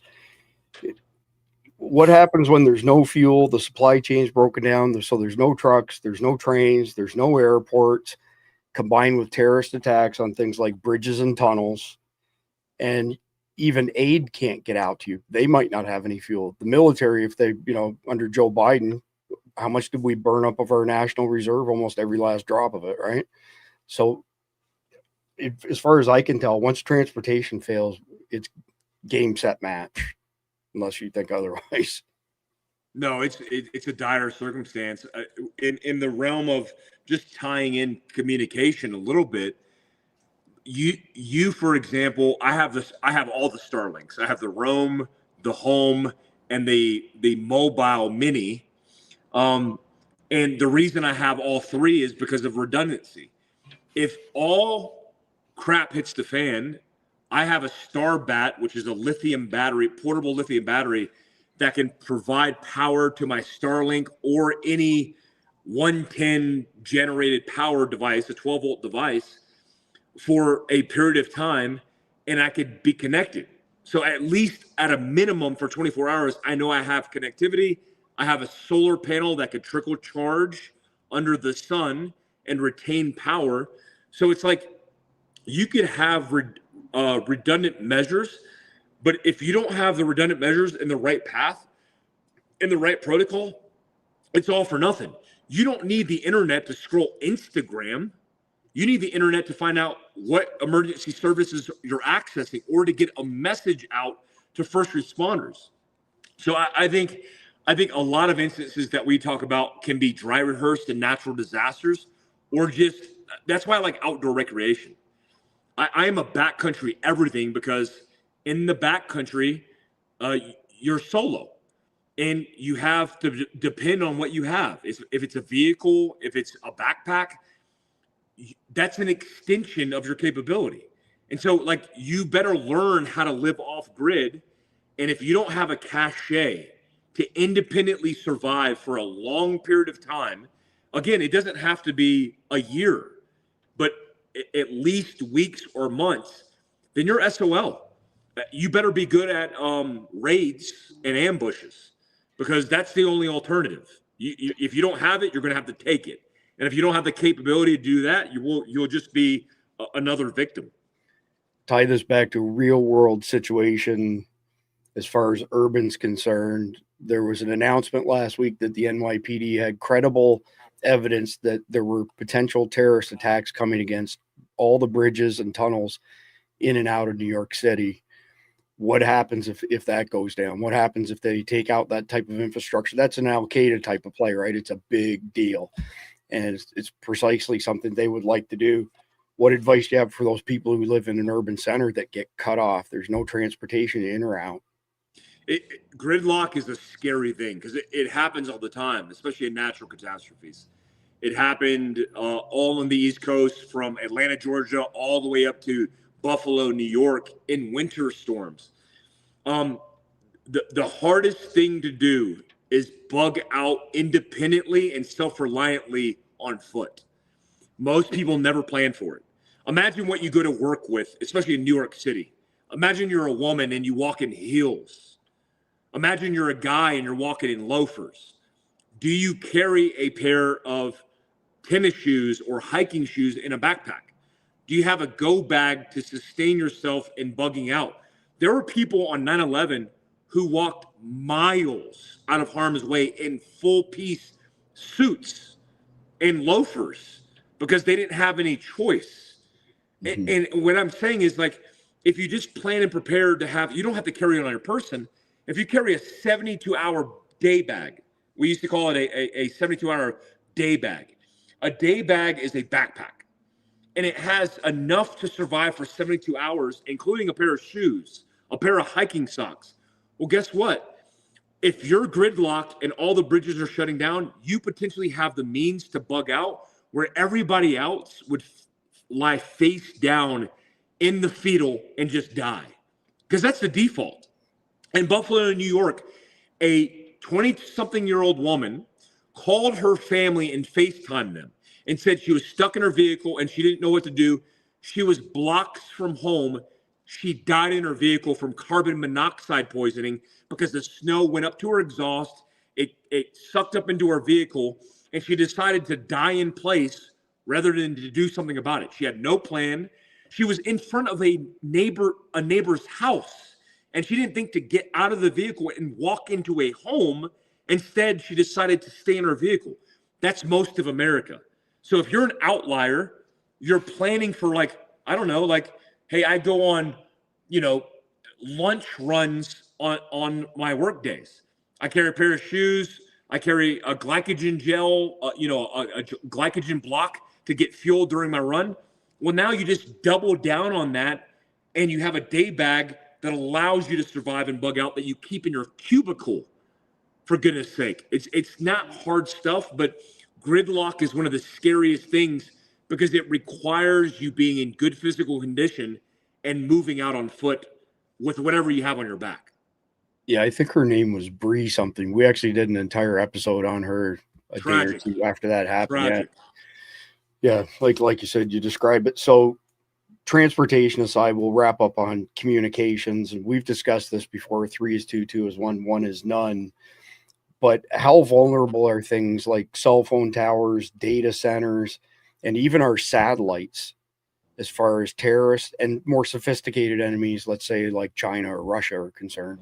I've read some stuff that there's been some wargaming between Chinese satellites that looks like they're practicing drills to potentially run against our satellites, but I don't know if that's confirmed or not. Oh, it's true. It's confirmed. And it's the reason why we have Space Force in the first place. It's a satellite space dominated war. The scariest thing I've ever worked with in the military in my special operations career is getting familiar with the NRO, the National Reconnaissance Organization. And until I heard firsthand what they did, because I talked to one of their operators in Northcom, I was like, what? And it had to do with slowing a satellite from North Korea because an ICBM was launched. And I was like, we have that capability? It would blow your mind. So worst case scenario, when you look at a comms plan, my comms plan has changed based on good satellite infrastructure through Starlink. There is an incentive for Elon Musk in the private satellite sector to keep that infrastructure up and running, right? Whereby even military and government satellites, which is many in the thousands, could be potentially targeted and inoperable. If you didn't know this, Starlink satellites are launched frequently. And if you've ever seen them, I've seen them in Spanish Fork at one of our ranches, and it would scare the crap out of you. You're like, what is this? It's providing the up and down. In fact, I'm talking to you guys on Starlink. I lived rural in Heber City, Utah. My Roam Starlink is sitting outside this door, and we're communicating with literally no latency. That, to me, is nearly my primary comms plan in a primary alternate contingency and emergency PACE plan is the acronym, because GSM and CDMA is going to get canned immediately. If the provider is not targeted, for sure, if the infrastructure is targeted, it shuts down all the cell phone infrastructure. And that, if you live in Pakistan, if you live in anywhere in the third world, instantaneously, that's the first thing that goes. You don't have any bars. You don't have any communications. Over the horizon communications via your smartphone, which has the ability to send data, text, depending on the app, through the satellite network, is still up and running. It's why iMessage has been the most popular component of the phone, because it's not piggybacking off of the cell phone infrastructure, it's piggybacking off of the internet.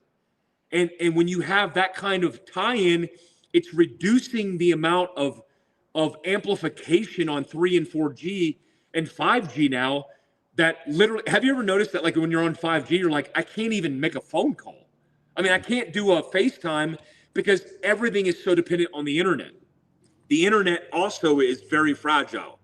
So I'm going to lean on Starlink, sending data, utilizing the Signal Telegram. That's all I would recommend, because everything else is compromised. Even Signal and Telegram are likely compromised.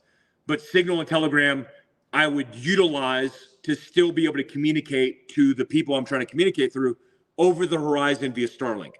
The alternate for me now is not, it used to be sat phones, Thuraya and BGAN, except those networks routinely are tracked by the CIA. Like, every single aspect of everything you say over Thuraya, BGAN, and name the Emerstat as well, over the satellites, is being interrogated by some national organization.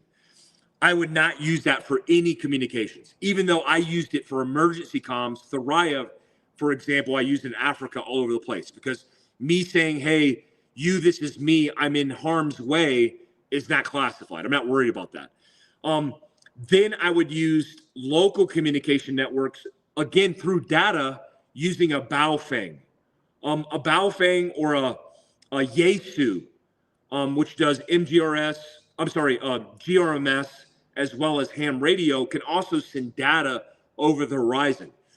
I was in my living room with Josh Nosh, who's an expert at ham radio, and he was communicating to people in Japan. Well, he was doing it over the internet, but he was communicating through the pushy walkie-talkie through Japan, through the data set, and it was amazing. I was like, I can't believe we're capable of doing this in our country. He also, line of sight, from my kitchen to the mountain that's facing out my backyard, communicated to a local ham radio operator who recognized his call sign and voice. I mean, just in the open, just doing a comms check. Ham radio and GMRS are critical in America for emergency comms. And then lastly, push to talk. Anything communicating, like your Bass Pro Shops walkie-talkies, for line of sight communications is going to be just fine for anything that you need. You don't need to get on your cell phone and talk to your buddy 25 meters across the ridgeline. Yeah, so the first time we saw Starlink, we didn't know it was Starlink. We thought it was something more exotic, like a UFO.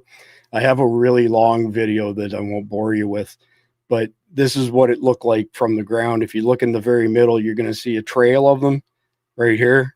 Those are multiple satellites all following each other in a pack, basically. And we were in the middle of BFE, in the Chattahoochee National Forest when we saw this, and we thought for sure it was a UFO. I sent a text to the Survival Dispatch News Signal chat, not the Guardian chat. And our mutual friend Tyler White chimed in and said, "Yeah, that's Starlink." Like we're like, "Hey, check it out. We saw UFOs." Just a couple quick things, then we'll wrap it up here. Another product that Mike that's just kind of come out in full force right now is the push to talk over LTE. Oh, let me get you up on the stage here. Yep. So these guys just sent us 4 of the orange ones there. And your first year is for free. And then after that, you pay something like $22 a year, and you can push to talk to anybody in your group around the world over the old LTE network, long-term evolution. The LTE network could be targeted by terrorists, but at the end of the day, the juice isn't really worth the squeeze because not much uses LTE. That they'll go after 5G and 6G stuff. So it's kind of interesting. I think they're on special right now. I want to say a few $100, $349 or something, gets you 2 of them. And we'll see how that works. We're going to give that a try here shortly. And plus the other thing, like when you mentioned Starlink, is T-Mobile now is hooked into Starlink. So we've been out of coverage with our T-Mobile phones and been able to send and receive text messages over Starlink, as opposed to having to tether to our Garmin InReach Mini. So interesting choices there for sure. So that's basically the end of tonight's podcast, other than a few quick things to look after here. I want to highlight our hero of the day, and spoke to our friends, Mike, spoke to Dean, and he wanted to sponsor this section. So you've seen this, but nobody else has seen this, because the one that I whipped up from Grok Imagine that you saw wasn't very good, but this one's really good. This is from Dean. So we'll open for the very first time the Carnival Hero of the Day, and here's how we'll kick it off.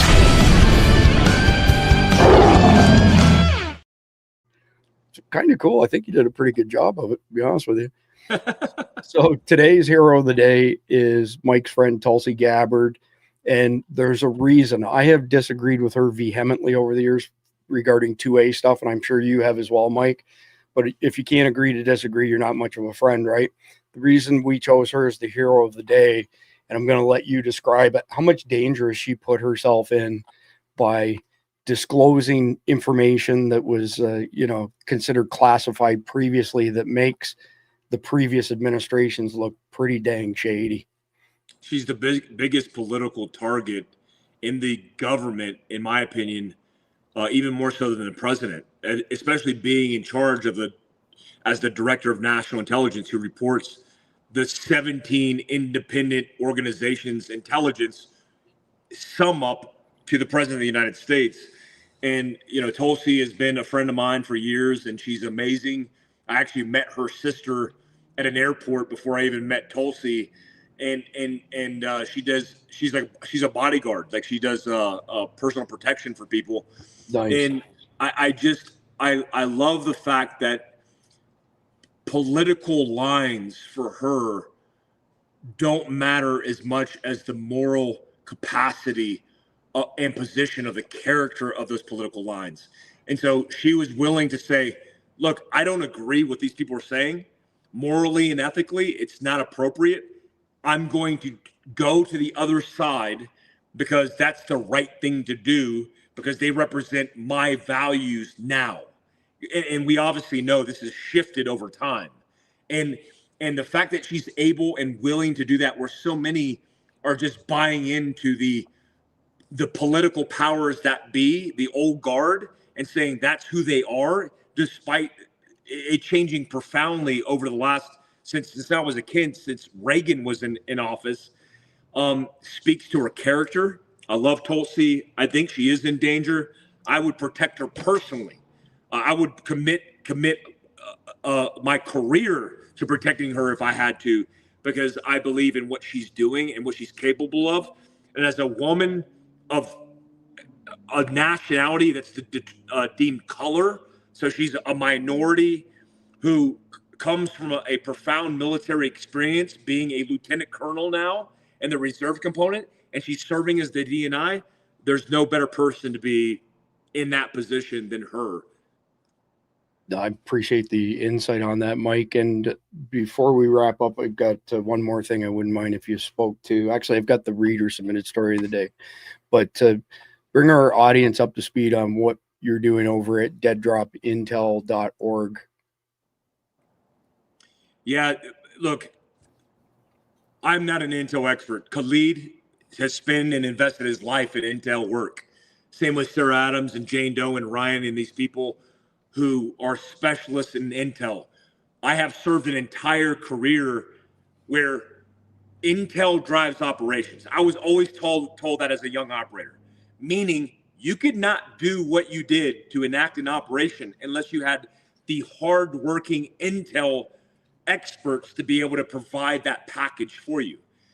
I wanted to put together a basic group of people like Khalid, like Jane Doe, like Ryan, like Sarah Adams, like you to curate, because again, you're the best curator I've ever seen in my life, by the way. And when I see somebody doing something so impactful in individual sectors of intelligence, I wanted to be able to do kind of what we do here, but focused on relevant current events, assessing the information, distilling it for normal people, and disseminating it in a powerful way. That is the OODA loop that works so effectively for civilians. The news was supposed to do that, but they're no longer trusted. They've already sold their souls to the devil. And I want to do this independently and advise and provide information from the experts with my operational input, if there's any. A lot of times there's not. If there's any, and disseminate that to the masses on things that are pertinent to the force protection of America. There's so many things we could talk about, but the most important things that I think are significant are the things that we've described on this show with Khalid, which are things that people were talking prior to 9/11 when nobody listened, right? And if we relive those mistakes and course correct moving forward, then what we're going to talk about is the things that are relevant according to the experts that are potentially going to save your ass when crap hits the fan. Well, I mean, you're a humble guy and you can say you're not an expert, but you've worked on the front lines of this stuff. So I'm not an intelligence subject matter expert, no stretch of the imagination there, but you, Khalid, Sarah Adams, Matt Butler, Ryan Geho, Keith Graves, Jane Doe. I mean, it's the A team of open source intel. There's nothing else that I've seen as an enthusiast, not a professional. I haven't seen anything else compared to it, to be quite frank. So pretty stoked about it. Deaddropintel.org, and it originated with Mike, by the way. That's why it's called With Mike Glover. So really appreciate that. Just super quick mention here. If you head on over to survivaldispatch.news, when we're broadcasting live, you see the video up top here, but normally you would see the sit rep right there at the very top. If you sign up for a free account, you get our daily sit reps, you get the Saturday watch guide, you get early access to instructional videos. And the more subs that a publication gets, the higher they rise on the top 100. So we've been in the top 10, 15, even top 5 pretty consistently the past month. But if you go over and sign up for a free account, we'd appreciate it very much. We're number 9 on the top 100 on Substack as of today. And if you decide to pay $7.99 a month or $75, $7.99 a month, $74.99 a year, you get enrolled in SDEN, Survival Dispatch Emergency Notification System. So we'll get emergency info out to you, and you get access to our crazy signal chat, which Mike hasn't even seen. The volume of intel, Khalid can attest to it. There are days when 3,000 messages go through that signal chat. The intel and sharing is absolutely amazing. You also get all of the sources for our sit reps, and you get our 37 e-magazine, Survival Dispatch Insider. And we appreciate everybody who, supports our work. I didn't have Mike on that stage to support everybody who supports our work. We appreciate it greatly. We couldn't do this without y'all out there. We couldn't do it without our great sponsors. Carnivalt in particular, eat meat, one word, get 10% off and free shipping. They have brand new single serve packets available now. So everybody's been requesting that. You take it on the trail with you and stuff. Mike, last word to you on Carnivalt, and then Khalid, last words from you. I want to hear your opinion. You did the funniest, pardon my French, you did the funniest fucking cooking show ever, where you were making fun of your mother's Korean accent while you were cooking. My Oh, mom's watching this. listen, did you get grounded for that, by the way? Like, did she take always? I'm I'm always in the doghouse with Tiger Mom. Yeah, like the biggest thing with Carnival is, look, I have seen everything come across my desk as somebody who prides himself on modern survival and solutions and preparedness. And I think I've seen it all, but I haven't seen clean meat, freeze-dried, that I thought would be like 25-year shelf life. You just throw it on the shelf and that's it. Last night, I ate stir-fried pork with Carnival. Like, because this constitution idea where you have freeze-dried meat, where the majority of the weight of meat, that top sirloin pack that you just held up, that like the packet is 1.5 pounds of beef, which is insane because you hold it up and it's an ounce. Is because most of meat is constituted with water. Well, the unique thing about freeze-dried meat is when you constitute it with water, you can actually add the whatever it is, the salt. My mom would add some kind of Asian flavor, and it instantly sucks up into that meat, and then you cook it. So it's not just good for freeze-dried 25-year shelf life food, it's good for dinner. And so it's just something that, like, I'm like, why has nobody done this? And why has nobody done this right? Well, Carnival's doing it right, and it's based in Idaho, which I hope to make Idaho home one day because I love Idaho. And the people there are great. The product they make is great, and I'm doubling down because I support, we talk about this. We only support companies that we buy into because we love what they're doing, not just as a product, but as human beings. Yeah. They've also supported and sponsored, which will be more available. The content will be rolling out soon. Tyrone Woods, who was one of the GRS guys, which I used to be, that was killed in Benghazi, Libya.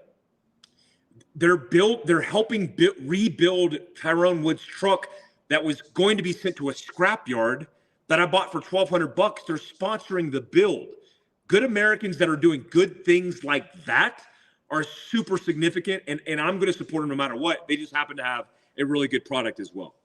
Well, and so they're not asking for anything out of this. They're spending a lot of money restoring this truck that was wrecked, and all the proceeds from when it's raffled off are going to go to veterans. It's really altruistic stuff. I lied. I forgot we've got two small things, and I want to hear both your thoughts on this because this is some crazy shit. This is the reader submitted story of the day from Stephanie P. Khalid, I'm going to get your take on it first, then you, Mike. So this is from Libs of TikTok. Be gay, do crime, everyday acts of queer resistance and rebellion hanging out of this university.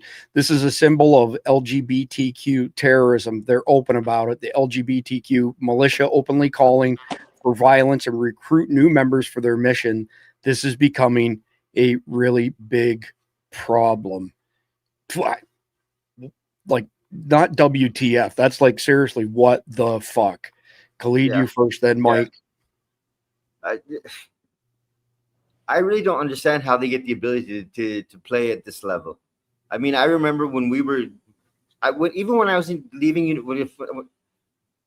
92, 93, when I was going into the workforce, if you were gay, you wouldn't dare say it to anybody. I mean, it was taboo then. Now it's so open, and now you've attached crime with it, that we will misbehave, we will cause problems, we'll disrupt the community, and you can't stop us. I don't know how we got to this level. Here do I. Mike, your thoughts? Yeah, I mean, Salt Lake City apparently is the mecca of the trans militia movement. There's a Iranian-born trans person who started a militia movement who's been recognized by the State Department and the United Nations. And I was targeted by the FBI, called a militant violent extremist organization, for teaching people how to be better prepared. My bank account was shut down. Shopify was pulled. I was banned from Facebook. And the only reason I got Facebook restored was because I went on the Joe Rogan podcast. So these things are happening, and I'm like, why are they not being held accountable? Why are they allowed to hold guns, act like militias, talk about committing crimes, which is a crime when you threaten anybody with violence, and they're not being held accountable? It's a huge problem that's becoming more of a problem, and Charlie Kirk is just a major component of a problem that's existed in this country. What's the link to your Substack again? The Unshaken, Mike Glover Unshaken, because you've written some stuff on this. You've also done videos, but go ahead. It should be under my just main name. If you just look up Mike Glover, Unshaken is the head category, but it should be under my main name, Mike Glover. Yeah. Okay. Perfect. Yeah. There's high quality stuff there. All right. And then Chris, somebody did ask a question, and they paid to ask the question. And they said, how can we get kids to be involved in preparedness? It's very easy. It's the same example I gave with camping. The best thing you could do is give your kids a 72-hour backpack, go into Walmart like me and Sean Ryan did, take $50 and say, you have $50. I want you to fill that thing up with all the things that you're going to camp with in the next 48 hours and walk them through the process. Watch the video with me and Sean Ryan first. Awesome. So you see what to do and what not to do. And gummy bears is optional. Well, now that you mentioned Sean Ryan, when you guys were doing the CQB training, I noticed some of the time that you were behind Sean and you would tap him on the shoulder. What was the message you were sending there? Were you telling him you were going in a certain direction, or was it nothing? I was just telling him he was handsome. I liked the way he smelled from behind. No, it's typically that's the go criteria. So we usually go off a squeeze, especially at night, because if he can't see where I'm at and he feels me bump on him, my forearm will be on his back, so he knows I made contact, so he has somebody to support him, so he doesn't have to take his eyes to look for support. He could focus on the security, and then when I touch him on my forearm, he's waiting technically for a squeeze, because I might be looking behind me to identify if all the other guys are coming up, and as soon as they come up, I give him a squeeze, and that initiates movement into the room. Yeah, awesome. I figured there was something communications related there. So we're going to wrap up with a doozy of a conflicted question. And Khalid, you get to go first on this one. This has got Donner Party written all over it, Mike. Hunger and starvation swept over your camp for the past 8 days. You were just attacked by looters, but you managed to kill them. They had some weapons on them, but no food. Most of your group is too weak to go on, and there's plenty of human flesh lying around. Would you eat the flesh of your enemies and feed them to your family or not? Why? So, Khalid, you're up first. No way, no chance, no how. There's got to be animals someplace. I mean, you don't have to eat human flesh. There's got to be animals somewhere. No, not even as a last resort. I'll eat berries before I eat a human being. So, just that's a hard no. Like you're not even going to think about it. Hard no. Yeah, that's a hard no. All right, Mike Glover, want to hear your thoughts on this. Let me get back to that. Can I have a hard yes? No, like here's what I'll say. If the question is lined out as in there's no options, because obviously options are plentiful. Like there are people to be rated over eating each other. But if worse comes to worse, and it's how many people in many circumstances in survival, in the worst case scenario, have survived, including the Andes with this movie that was produced, and where they had to eat each other. Man, those they lapped each other up. I mean, they didn't just eat like the buttocks like in the original movie. If you look into that story where they crashed into the Andes Mountains, they ate everything. I mean, they were eating organs. They were eating every single bit of flesh. So if it comes down to the survival of a group of people that I'm carrying after over not, for sure. I mean, I don't want to. I would never advocate for that because there's always options. I would find those options in desperation, but man, I got some good salt and some good seasoning that I could church that stuff up with. They would never know. I'm just saying, Koreans are creative. We're creative. So I was waiting for you to say that in your mother's accent. She'd kill me. She's watching right now. That's so bad. And, you know, as you're talking, I'm thinking Walking Dead, you know, the episode of, you know, where they were all drawn into the one location and told that they would have, you know, safety and whatnot. And they just ate everybody who showed up. Yeah. What a great series, by the way. Yeah, absolutely brutal. All right. Well, Mike, I appreciate your time. Yours as well. Khalid, we'll be back tomorrow night, usual time, 7 p.m. Eastern, with the next series, or the next episode, I should say, in this series, The Long War. Between now and then, please like, share, comment, subscribe. God bless America, and enjoy the closing video. It's a tribute to Charlie Kirk, and it is very well done. Charlie embraced our Lord and Savior Jesus Christ and proclaimed the gospel boldly and proudly. What the enemy meant for harm, God will use for good. Because we are confident that Charlie is at home with the Lord. Embrace in the loving arms of Jesus Christ, to whom he dedicated his life. Welcome home, my good and faithful servant. Welcome home, I've had a place prepared for you. Welcome home, you're here with me in paradise. The angels sing and rejoice that you are here. Welcome home. Oh, give thanks to the Lord, for he is good, for his steadfast love endures forever. Welcome home, my strong and fearless warrior. Welcome home, my hands upon your beautiful bride.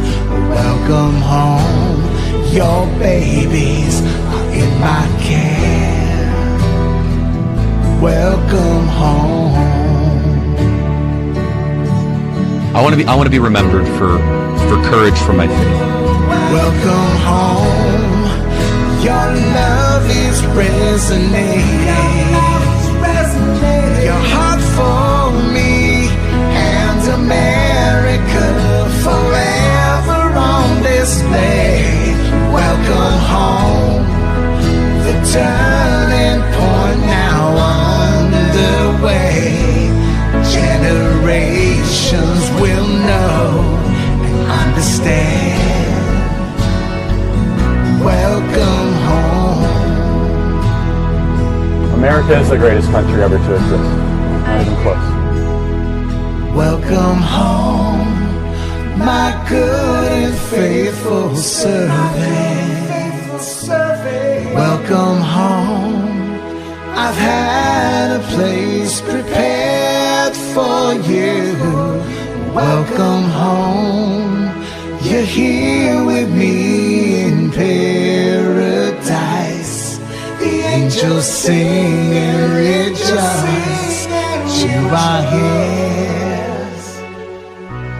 That you are here. Oh, but I'm very proud of my husband. Welcome home, Charlie. Welcome home.